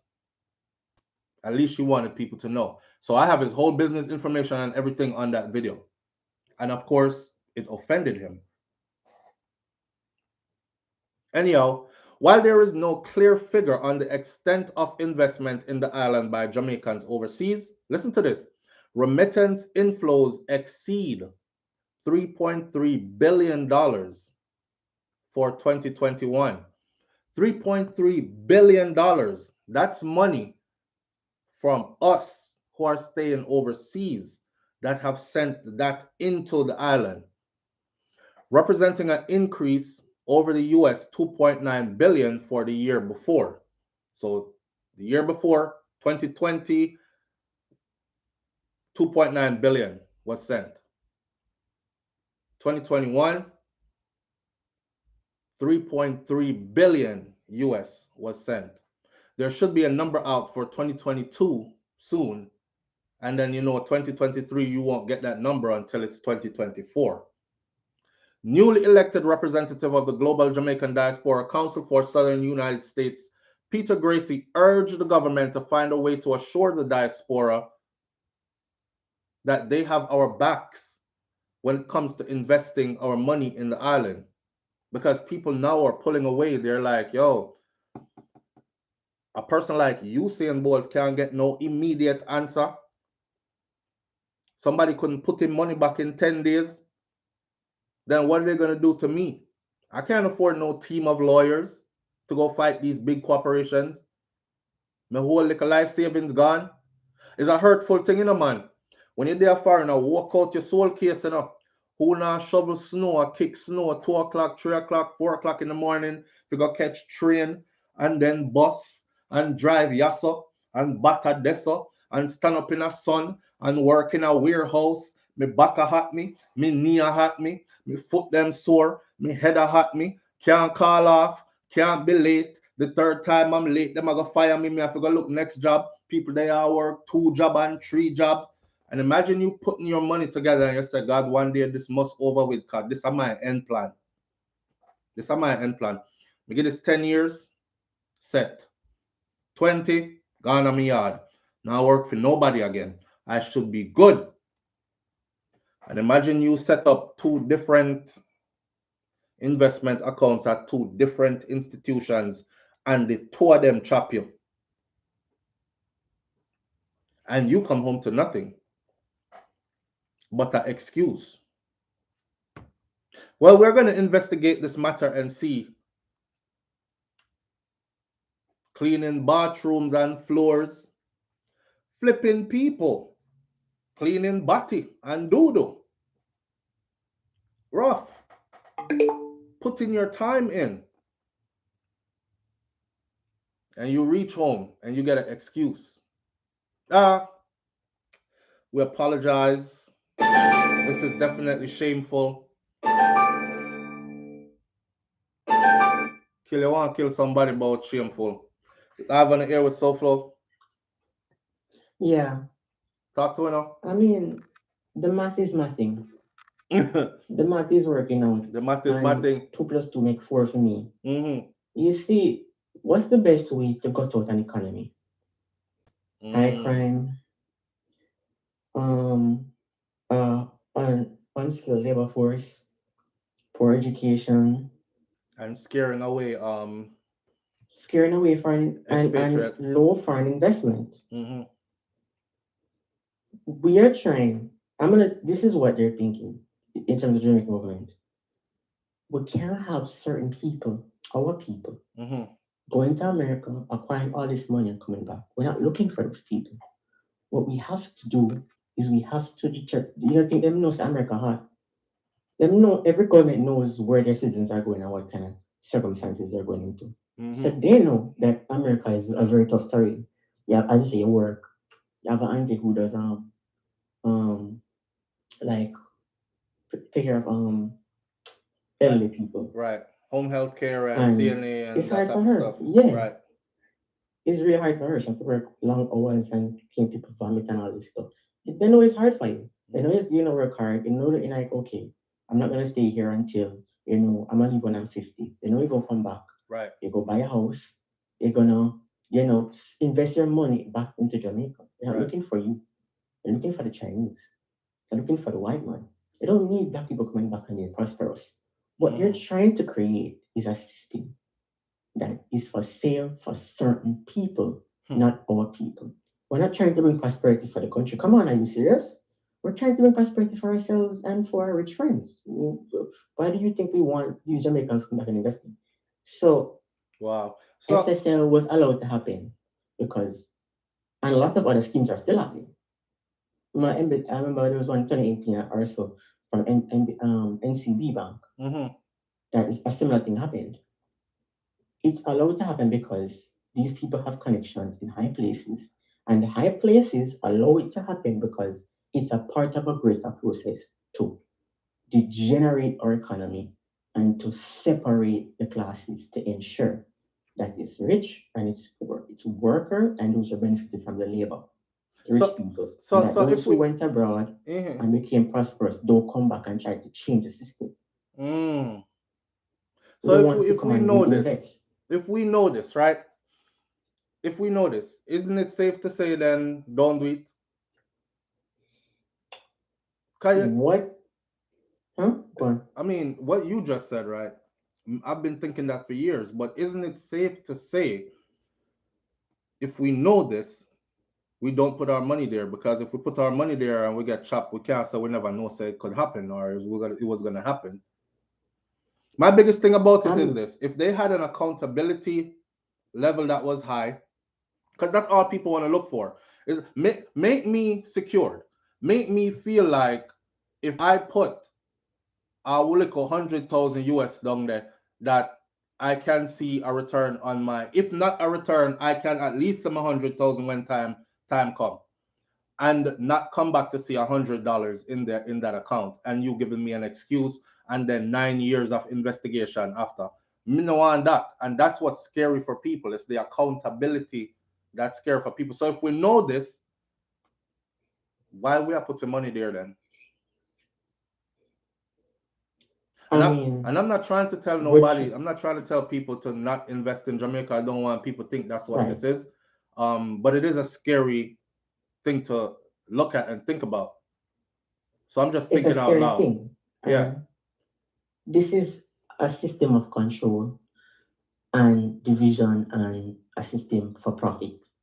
I think even though this is their system and this is their goal, we should still, as a group, as a collective body, diaspora, continue to do the same thing, band together, work on money, get our resources together, and still make pushes and efforts into Jamaican economy. If you want to invest, what I would recommend, use their system and play their game against them. You can't come into the system and be playing normal chess. They're playing 4D chess. You have to be playing 8D chess. They're going to use this mechanism and have us be afraid to invest. What we're going to do? Okay, we can invest here. Bam. We'll buy about 10 schools over this one. 10 schools and 10 parish, independent schools. We pay the teachers. We make the curriculum. We pay for the books. We pay for the schools. We have our control and education system as diaspora, and we're helping kids. Bam. We do something over here. We're helping the poor over here. We have a program. We're building homes for the homeless. A program over here. We have a hospital over here in Trelawney. We're building stuff for the people there so that they have something. Have something over Westmount. Have something over. If we use their system and play a level of chess to where they're gonna have to tweak the rules in a way that's gonna hurt them, and they can't. So if we manipulate their rules into helping our people, at the same time keeping them at bay and preventing them from trying to cut off any help that we're gonna give to back to Jamaica, we can try to play the system and work something out. But we have to just be smart about it. We can't really be divided in our efforts, have to be united in our efforts. Okay. Makes sense. Make perfect sense. All right. I appreciate that. Listen, to finish up what he just said though, I don't think all that. I think the only thing that's good and all, right? And that's true, to be optimistic instead of pessimistic. But I think the only way that things will get better, where people confidence will come back, is if things change fundamentally. Like we have to see these people being handcuffed and led off to prison for years. We have to see whole companies closed down, assets liquidated, and monies returned to those who lost their monies. We have to see something happening. Big CEO gone to prison because he was found out to be a part of the whole scam sham. People don't move around them kind of money there and nobody don't know about it except for one person in some big organization. That's BS.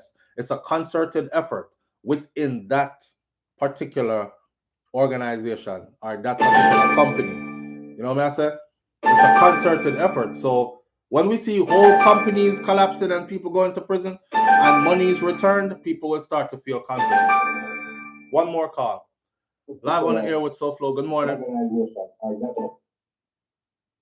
Ooh. Hi, SouFlo.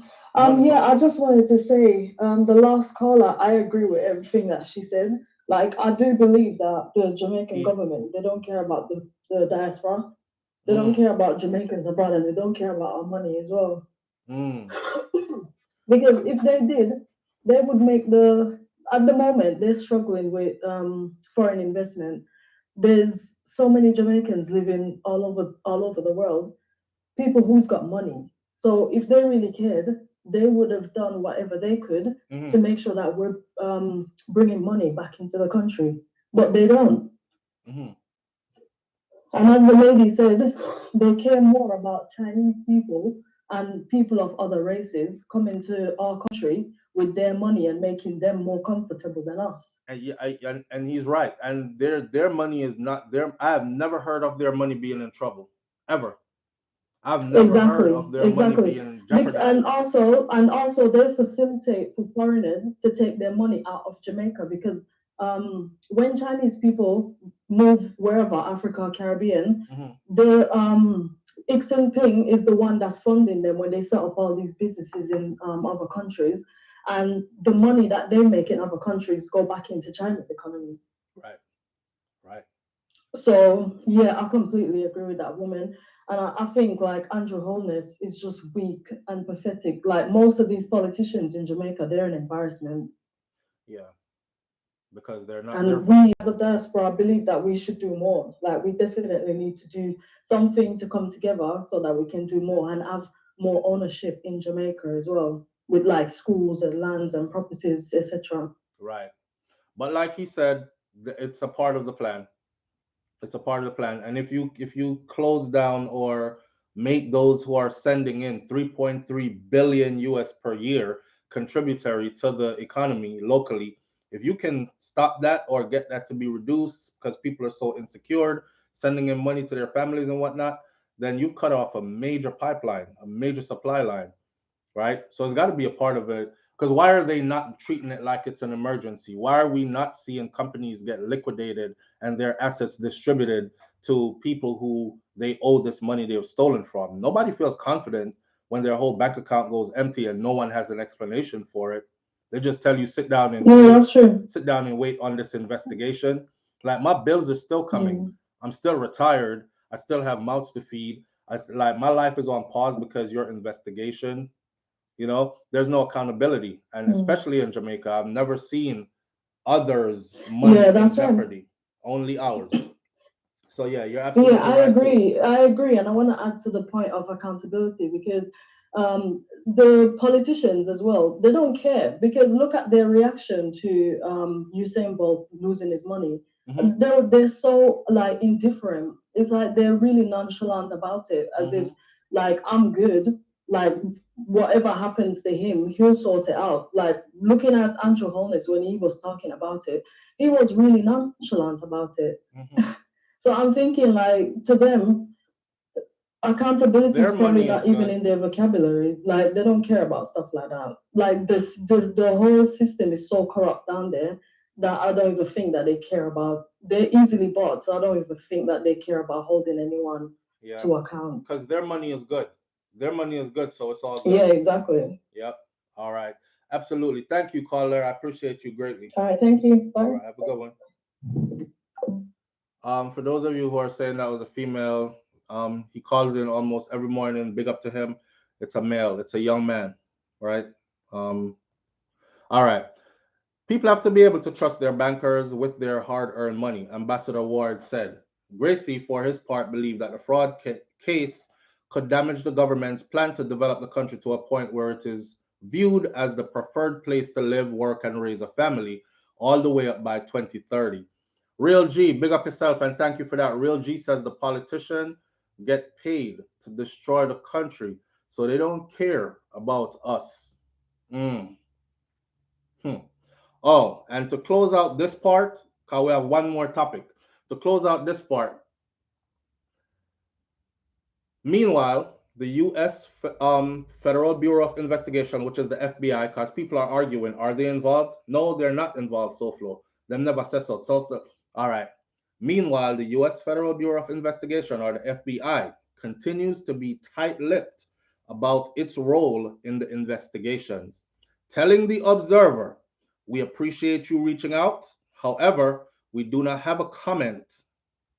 In keeping with the Department of Justice's or the DOJ standard of practice, we neither confirm nor deny the existence of our involvement and an investigation ongoing. But a Jamaican-born FBI agent, Wilfred Rattigan, the one who called Andrew Holness dunce and stupid and say he shouldn't have released certain information. Remember when Andrew come out and said we handed a list over to the FBI, or a list of wanted men, or a list of men in Jamaica, in the US, who we believe are violence producers, and they're doing so from outside the country. These are gang leaders slash this, that, and the other. And this same FBI agent, I believe this is him, that said, why did you go and tell people that? Why did you tell people that you had a meeting with these authorities in the US and you handed over a list? And you know what the comment section was like. Them say, Andrew, I give him people them warning. Yo, them dep on your tail. We hand over the list. Them a come, look out. Shut down business, move or somewhere else, something. That's the conversation along those lines. There's a whole video on the channel about this. But meanwhile, the Jamaican-born FBI agent Wilfred Rattigan, he believes that politicians and others in high places in Jamaica could regret any involvement by the FBI in this investigation at SSL Limited, given that if the FBI is involved, such an involvement will be thorough, professional, and fair. And of course, like I would say, it will expose a whole lot more than what we know already. Remember, the Prime Minister came out and told us that after after Mr. Man, what the Chinese man name again? The one was fall asleep in a what you call it. After he came out and said the JLP has no dealings and has never had any dealings with SSL. The Prime Minister came out and said, I had an account there and I shut down my account, withdraw all my monies, what, a year ago, 2 years ago? Chong or Chong, whatever I'm named. Minister Harsh Chan, Minister of National Security and Minister of something else, him is and something else. But yeah, I know him as for the Minister of National Security because I always said him not secure nothing. I don't know how he got that position, but yeah, he don't have Jamaica's best interest at heart. I think he's loyal to those that are like him, if you know what I mean. Same Jamaican people cuss me out and talk about, yo, dog, you don't know what I talk about, because the man born in Jamaica and him grew up in Jamaica as a real Jamaican youth. All right, whatever.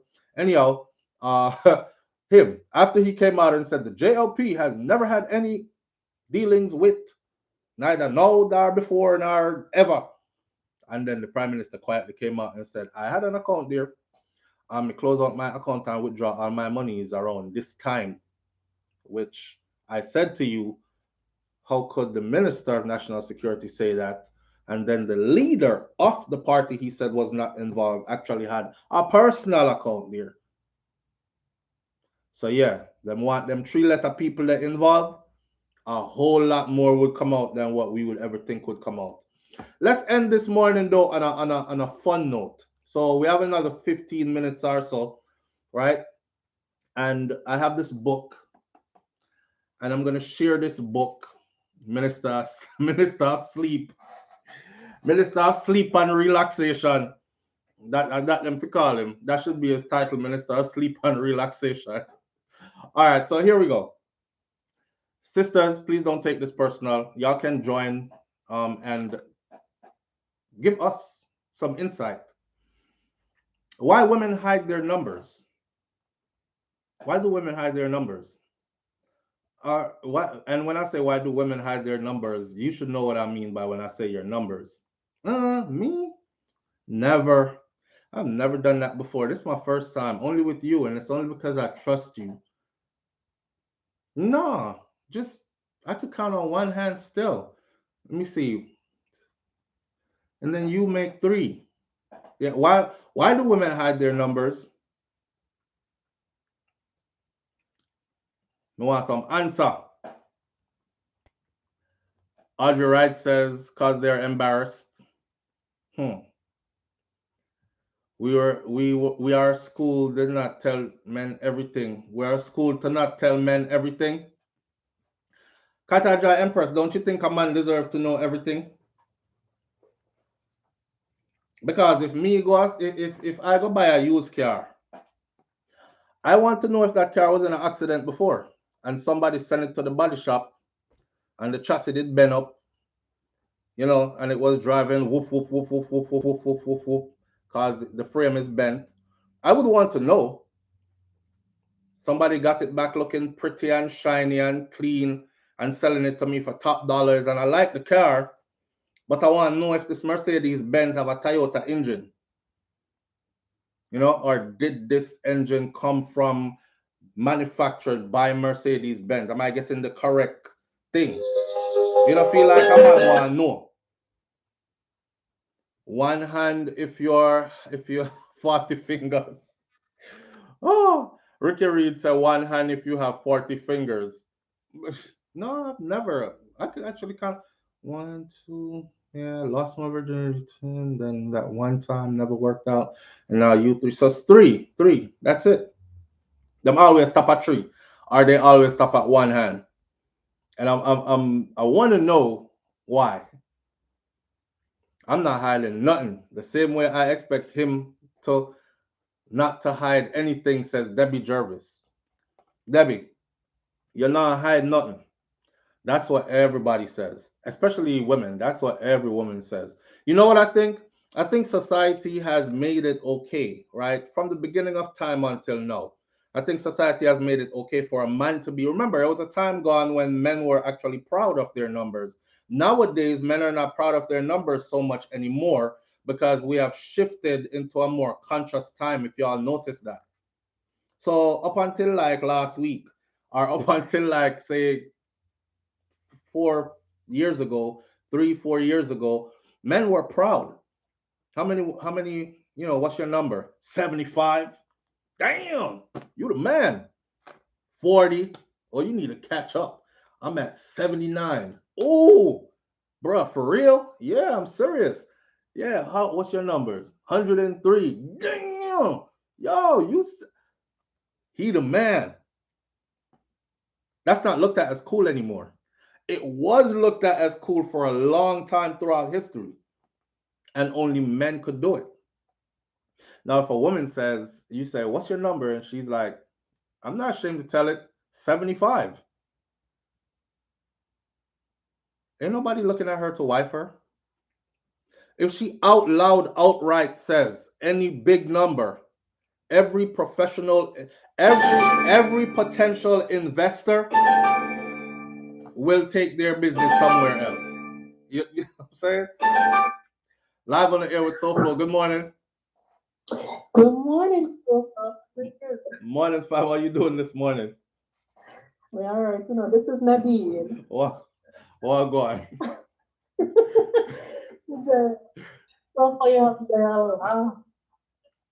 And then Henry says, because of men like me.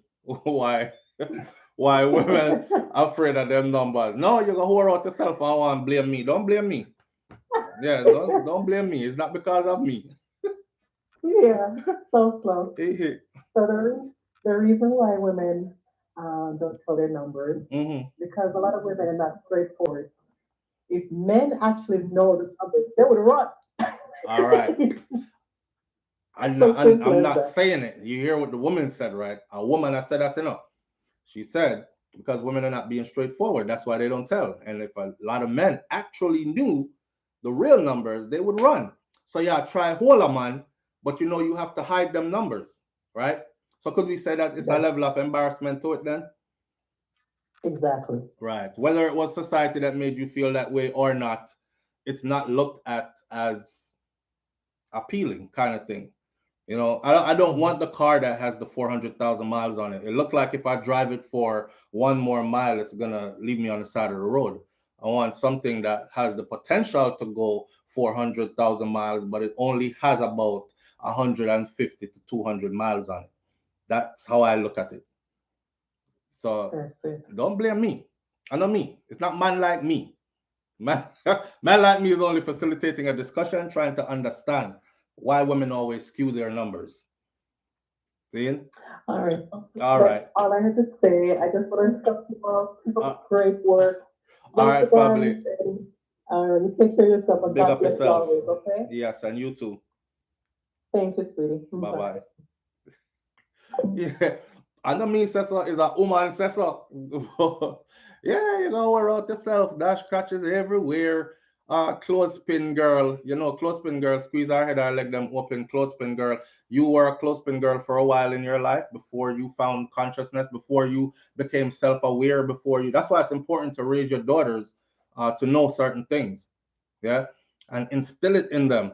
So even if they go out there and did have a horse stint for about a good couple of months, she can pull herself back and say, no, this is not right. But if she don't have no foundation and she go out there and jump off and just keep jump off, jump off, jump off, why? I don't know. I'm just saying. Men, Michelle Howell says, men don't tell. Men tell all the time. I'm a man. I'm telling you, they tell. Men tell all the time. Okay? Men tell all the time. Man, no business if you want to call him whore or nothing. It was seen as an honor badge, by the way. How many you've conquered. To include some of them was somebody else's wife at the time and somebody else, which boy, girlfriend you take away. And yeah, man, all them time that one time him did a kiss her up and show a picture up on social media, dog. Mr. She give me some God, hey, this the man I talk about. The girl don't have no throat. No, no throat. Me swear, it gone on in our, that's how men tell. They tell all the time. Okay? Some man over there laugh after you because your wife is being an expert for him. And then she come home to you, come be and no, maybe we can try. No, sir, I never did that before. Not me. It looks scary. You sure we can do that? No, sir. I thought she had play for so she had play for you, right?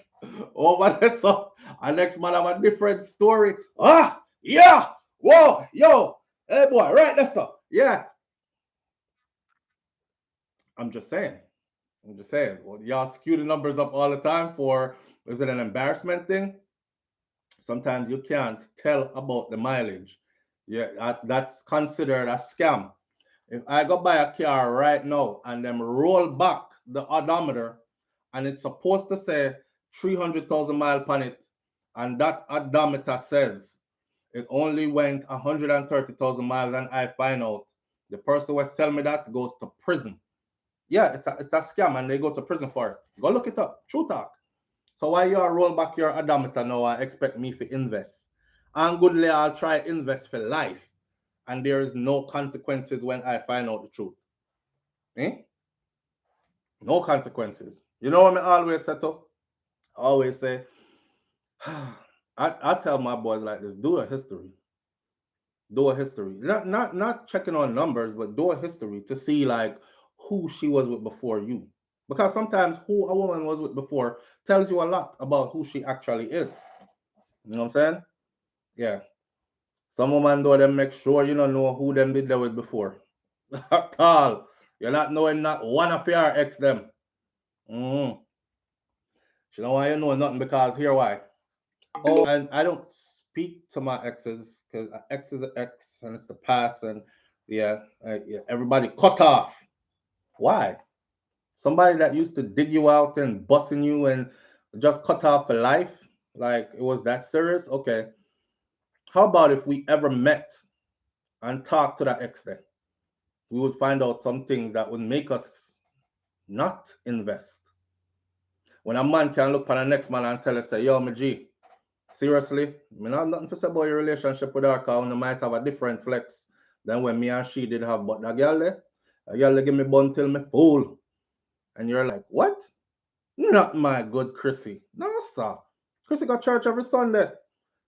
Yeah, well, she changed her life now that she there with you. I don't know, but you might still want to look on it because she has an insatiable appetite for, you know, pump and dump kind of thing. Yeah, man, she fling you out enough. When me start get my proof, then I couldn't believe it. My head hot me. And that's why we break up still. Seeing? Catch her cheat enough time and these things. And you wouldn't know that. She'll come into a relationship trying to tell you how, yeah, I just ended that because I don't know. I think he was a cheater, anyways. I wasn't gonna stick around to find out, or he wasn't treating me right, and all that. At the time, my she broke up the relationship, she mashed it up, but she ain't gonna tell you.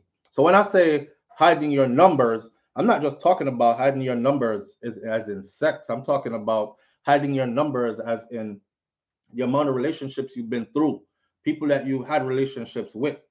Come on, hear your past. Imagine if God created us where there was like some kind of screen somewhere, Pawi, and every potential investor, you just read information, and the screen says, this person was here, this person was here, Ratty was here, Steve was here, Joshua was here, David was here, Mark stayed the longest. Mark tried for 2 years, didn't work out. Devin was here, Marcus Jones the third was here, so and so was here. You can't just look on the thing and then say, Jesus Christ. And she couldn't lie, and we couldn't change it. I think that's all. But no, you're misogynistic, you're insecure. I heard one lady put it like this. This is how we're gonna end it this morning. I heard one lady said, you know why men wanna always want to know a woman's past? They want to know a woman's past because they're insecure. And they want to know if they can level up to what she had before. First of all, if what you did have before did good, you wouldn't end up over here. So you would have still be chasing or still be with what you had if it was good. So nobody act like your last relationships ended on good notes. Right? Somebody mash it up. We don't know if are you or the person where you're no longer with. All we know says we are trying with you now. See? So the brother that answered her, he says, no, that's not the case. How about this? In simple terms, how about if I'm planning on investing in you, I need to know if you have issues? Because it's proven that a woman that's been with so many men throughout her past, she finds it easier to move on to a next relationship. I mean, it's something that becomes practice, right? It takes practice. A girl that grew up thinking marriage is everything, I'm saving myself for marriage, and then she falls in love and all this stuff, and that didn't work out for her. She's now like, damn, I think I'm gonna save myself, and I didn't know it was so rough out here, kind of thing. Boom, she tries another one, still with the same perception, right? Cause she never do nothing wrong, and that no work out. Ah, that hurts. Now she's on to two. Somewhere down the line, if she can't figure out what it was that caused those two to not work, she'll go to three. Even if she's not just throwing herself around, even she's in constructive relationships, right? She's making an effort. She go to four. She go to five. She go to six. And each time she does that, it gets easier and easier to go to seven, to go to eight, to go to nine. So, and then each time it gets easier, it's like riding a bike. And then, you start off first with the training wheel and you wibbly wobbly, and then the training wheels come off and look, mom, I'm riding. And before you know it, look, no hands. Before you know it, yeah, wheeling the bike. So it takes time, and over time, different one, next one, next one. Before you know it, it feels natural. So a man wants to know if you one of them kind of females, like you've been through a lot, because more than likely, the least little problems we get into over here, your bags are probably going to be packed and you're going to be on looking for your number 8 or your number 9. Because you find it easy to move forward. That's why guys want to know. They want to know because when a good man hooks up with who he thinks is the right female, he invests in every kind of way possible. And nobody wants to invest to lose, right? Last call for the morning, live on the air with SouFlo. Good morning.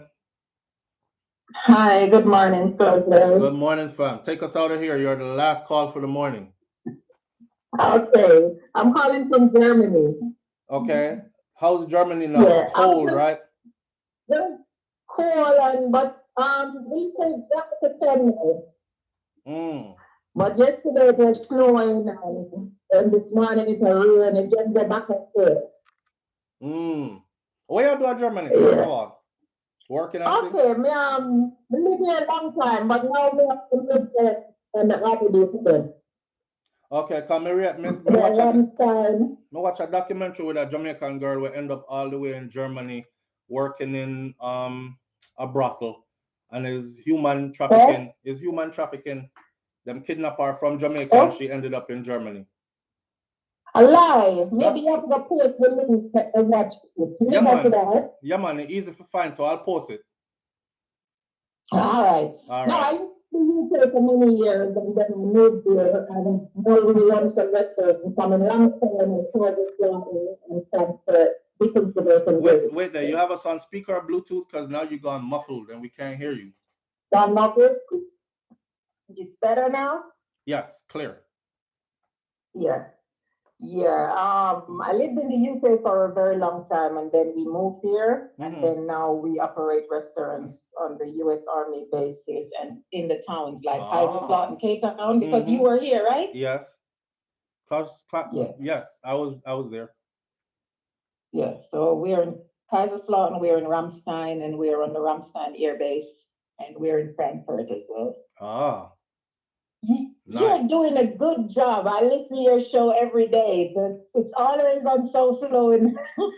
Awesome, thank you. Long time on Spotlight. And a lot of soldiers, they come and now you're breaking up again. Now you're breaking up again.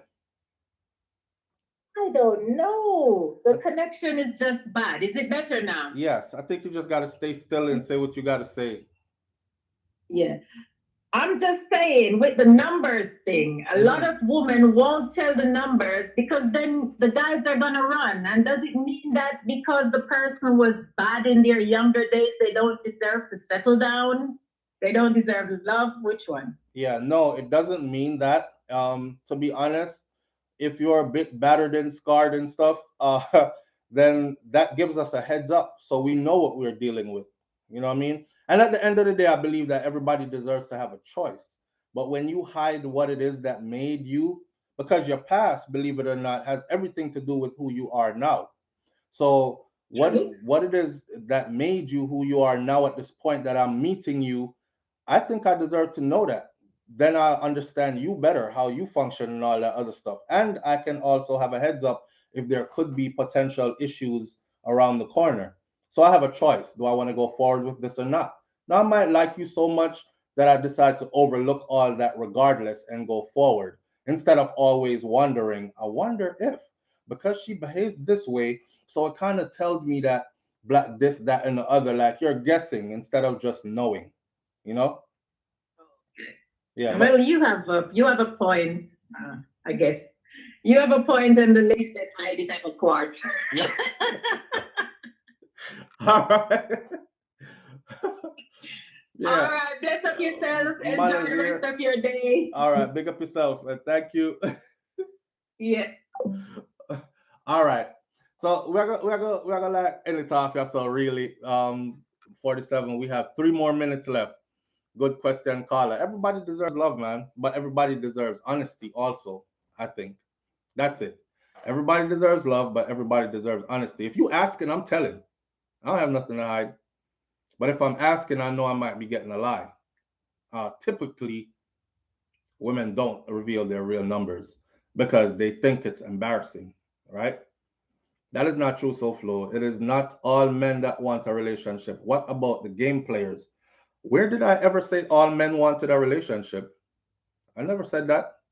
I said a good man, if a good man gets into a relationship with you, he's going to want to invest in every way possible. I'm speaking of a particular kind of man, a good man, a man that want to build with you, that want to go forward with you, right?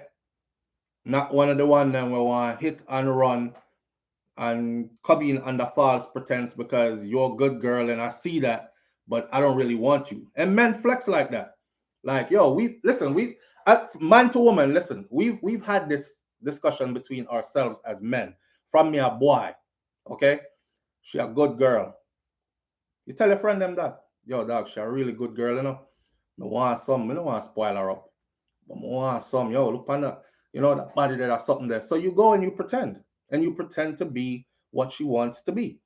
And then you get where you get, and then when you don't get where you get, you reduce the phone calls, reduce the meetings until you move on your way. Now, while you're out there doing that to these girls, you got to understand that somewhere down the line, this is a woman now who's never going to tell her husband or her potential husband or her new man that, yeah, they used to run through me like that. They used to pretend that they were good, and I gave myself to them, and then this happened, and then went on to another one, and pretty much the same thing happened. And then by the time I got to the third one, he was cheating all the time, and I didn't want somebody like that, so I left. And then by the time I get to the fourth one, that would tell me, well, she's been through some things as far as men are concerned, right? It's embarrassment for whatever reason, Audrey Wright says. If the number is too high, it's an embarrassment. That's why they keep the numbers low, first of all. Why else would you keep the numbers low? Numbers are supposed to be a good thing. I would brag. I have $1 million in the bank. US dollars. I wouldn't be like, let's not discuss our personal finances. It's personal. People normally show off about high numbers until it comes to body count. But me, I'm saying this as a man. As a man, if you ask and I'm telling. But I find my experience is that women don't tell. They fabricate numbers. And I'm saying that we, the men, we need to know. Good men need to know. Good men need to know because he plans on investing. And I'm not investing in something that's going to break down and leave me halfway down the road. I mean, you can't tell the future of a relationship. Like that story that I covered about the female that used to be a prostitute in New York, but no found no custom upon that, Who are you, SouFlo? You act like you're God. The woman went through lengths to change her life. Big old prostitute, even had a pimp in New York. Left and came down to Florida, completely changed her life around, got off drugs, straightened up herself, got her a good job. She's going about her business, doing her thing. She met a guy that worked where she worked at. They decide to partner up in life. Ended up him saying that's the best thing ever happened to him in life. Him no want no other woman after this. This is his woman for life, right? And then he finds out. Y'all remember that story that I did? I think she didn't want him to visit New York, and he kept wondering like why she don't want me go around her people. So after years of being married, she finally invited him to come along for the trip. He wasn't tripping before. They would go someplace else. This time when he went, everything was apparent. And I believe it was a family member, I think her auntie or something, that came in and just started talking out certain things that he never heard before. And then other people told him the rest. And then he confronted her. And then it was like, damn, so this is your past? Yo, you were on drugs. You used to like jump in and out of cars. I mean, at this point, you can't ask her, how many dicks been in your mouth? You can't ask her that. It comes with her job description of what she was before, right? So you either accept or do I continue with this relationship at this point? I feel violated, he said, because I love her. I never plan on leaving her, but now I'm thinking what else she might be hiding from me because I think that's something that you would have told. And he said I would have never picked an ex-prostitute to be my wife in the first place. Never. But I end up with one and I love her to death. I said in the video that I couldn't deal with it. If I hear that, I cut, divorce, move on. Couldn't deal with it. People cuss me. Jesus changed her life. And if he changed her life, who are you, SouFlo, to come and tell this man to mash up his happy home? He's not complaining about his wife doing anything bad to him. He's asking you for your opinion because he found out about something she did in her past. See, I would want to know when that past is going to just suddenly jump up and come back, and now I have to deal with it. Like a lot of people that were on heavy drugs before, they normally have a period in their life where they relapse. You know what I'm saying? People who were sex addicts before, they normally have a period in their life where they relapse. Drugs and sex are powerful demons, like powerful vices. So me knowing about it ahead of time would have give me a heads up. Seeing if I see you going off track, I could pull you back as your partner and be like, babe, you know what? Nah, because I see you doing this, this, and that. It's leading to that, that, and the other. I could just chill out as instead. I could probably help to guide you or save you from returning to that. Plus, I want to know. I'm not here to run from you. I'm here to help you to make life. And if I you miss me love and I you miss me want deal with, then I'm gonna try to make sure that you stay on the path that you're on now, since you worked so hard to get on this path, right? But imagine a woman straight up telling a man, yeah, I used to be a prostitute before I even had a pimp. Like he used to beat me up, make me go get his money. I don't know. I probably had intercourse with about 40 men per day on average because I had to make his money, you know, and I couldn't come in the house until I gave him this amount. And what a woman open her mouth to say that to you as a man. I don't care who you are. There's no way you're going past that. I don't care. I love you. I want you. I see potential in you. No, you're not. The first thing you're going to be like is, what? No, you playing. What? Say that again. A, a what? No, like a walk street kind of prostitute? Drugs? Like crack? Really? You? Real? What? That's all you're going to be hearing is what? Ain't no man jumping in 2 feet first talking about, yes, I'm here. Ready to turn up in your life like, no, it's not going to happen. So, of course, she's going to hide that, right? Problem there was she hid it. Things worked out fine. For years, they built a beautiful, they have a beautiful home together. He said they have, their life is good and all that. And then he finds this out. So, should I divorce or should I stay? I was surprised. I wasn't surprised to see women telling him to stay. Most women were telling him to stay. Yeah. Most men were saying, I couldn't do it. Which, again, you know how that goes. Anyways, and that's why them hide the little judgment them get. You see, the thing is, she was a prostitute. Let me end it like this morning. She was a prostitute, right? She was on drugs. She had vices that were strong. She was living a life that was completely abnormal to this man. But there are actually women right now that you meet that did live like a prostitute, even though she didn't have a pimp. She like threw it around a lot, and it was for free too. Nobody was paying for it. She was giving it out for free. So when man asks the little question and get shut down, it's not because, you know, it's because we don't want to end up in another position there like that, brother. Heart, soul, and everything involved, and then we find this out later. Now I'm not gonna mash up my happy home. We have to go divide up everything and all this, or I'm gonna have to stay with you and have my brothers them laughing at me every time they see me, and them thinking, nah, I bet you I can make her relapse. I bet you I can make. She used to do it before, so it ain't far fetched, kind of thing. With that said, we'll leave this right here this morning, and I'll talk to y'all later. This book right here. Get this book. And I tell every man this, man, if she get this book and have her read it, if she is interested in you enough, she'll read this book. If she reads and understands this book, then she's probably wifey material. This book right here will also have the part in there which will tell you as well if she is or not, right? Because it basically breaks them down in different groups, and you can clearly see which group she belongs to. That book, yeah.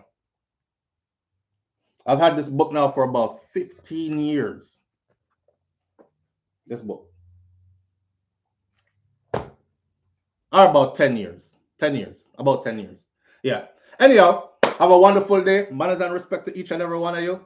Thank you for showing up this morning, and I will see you tomorrow morning right here of God Spare Me Life on Morning Thoughts with SouFLoTV. Gotta go hit the road right now. I'm out. Peace.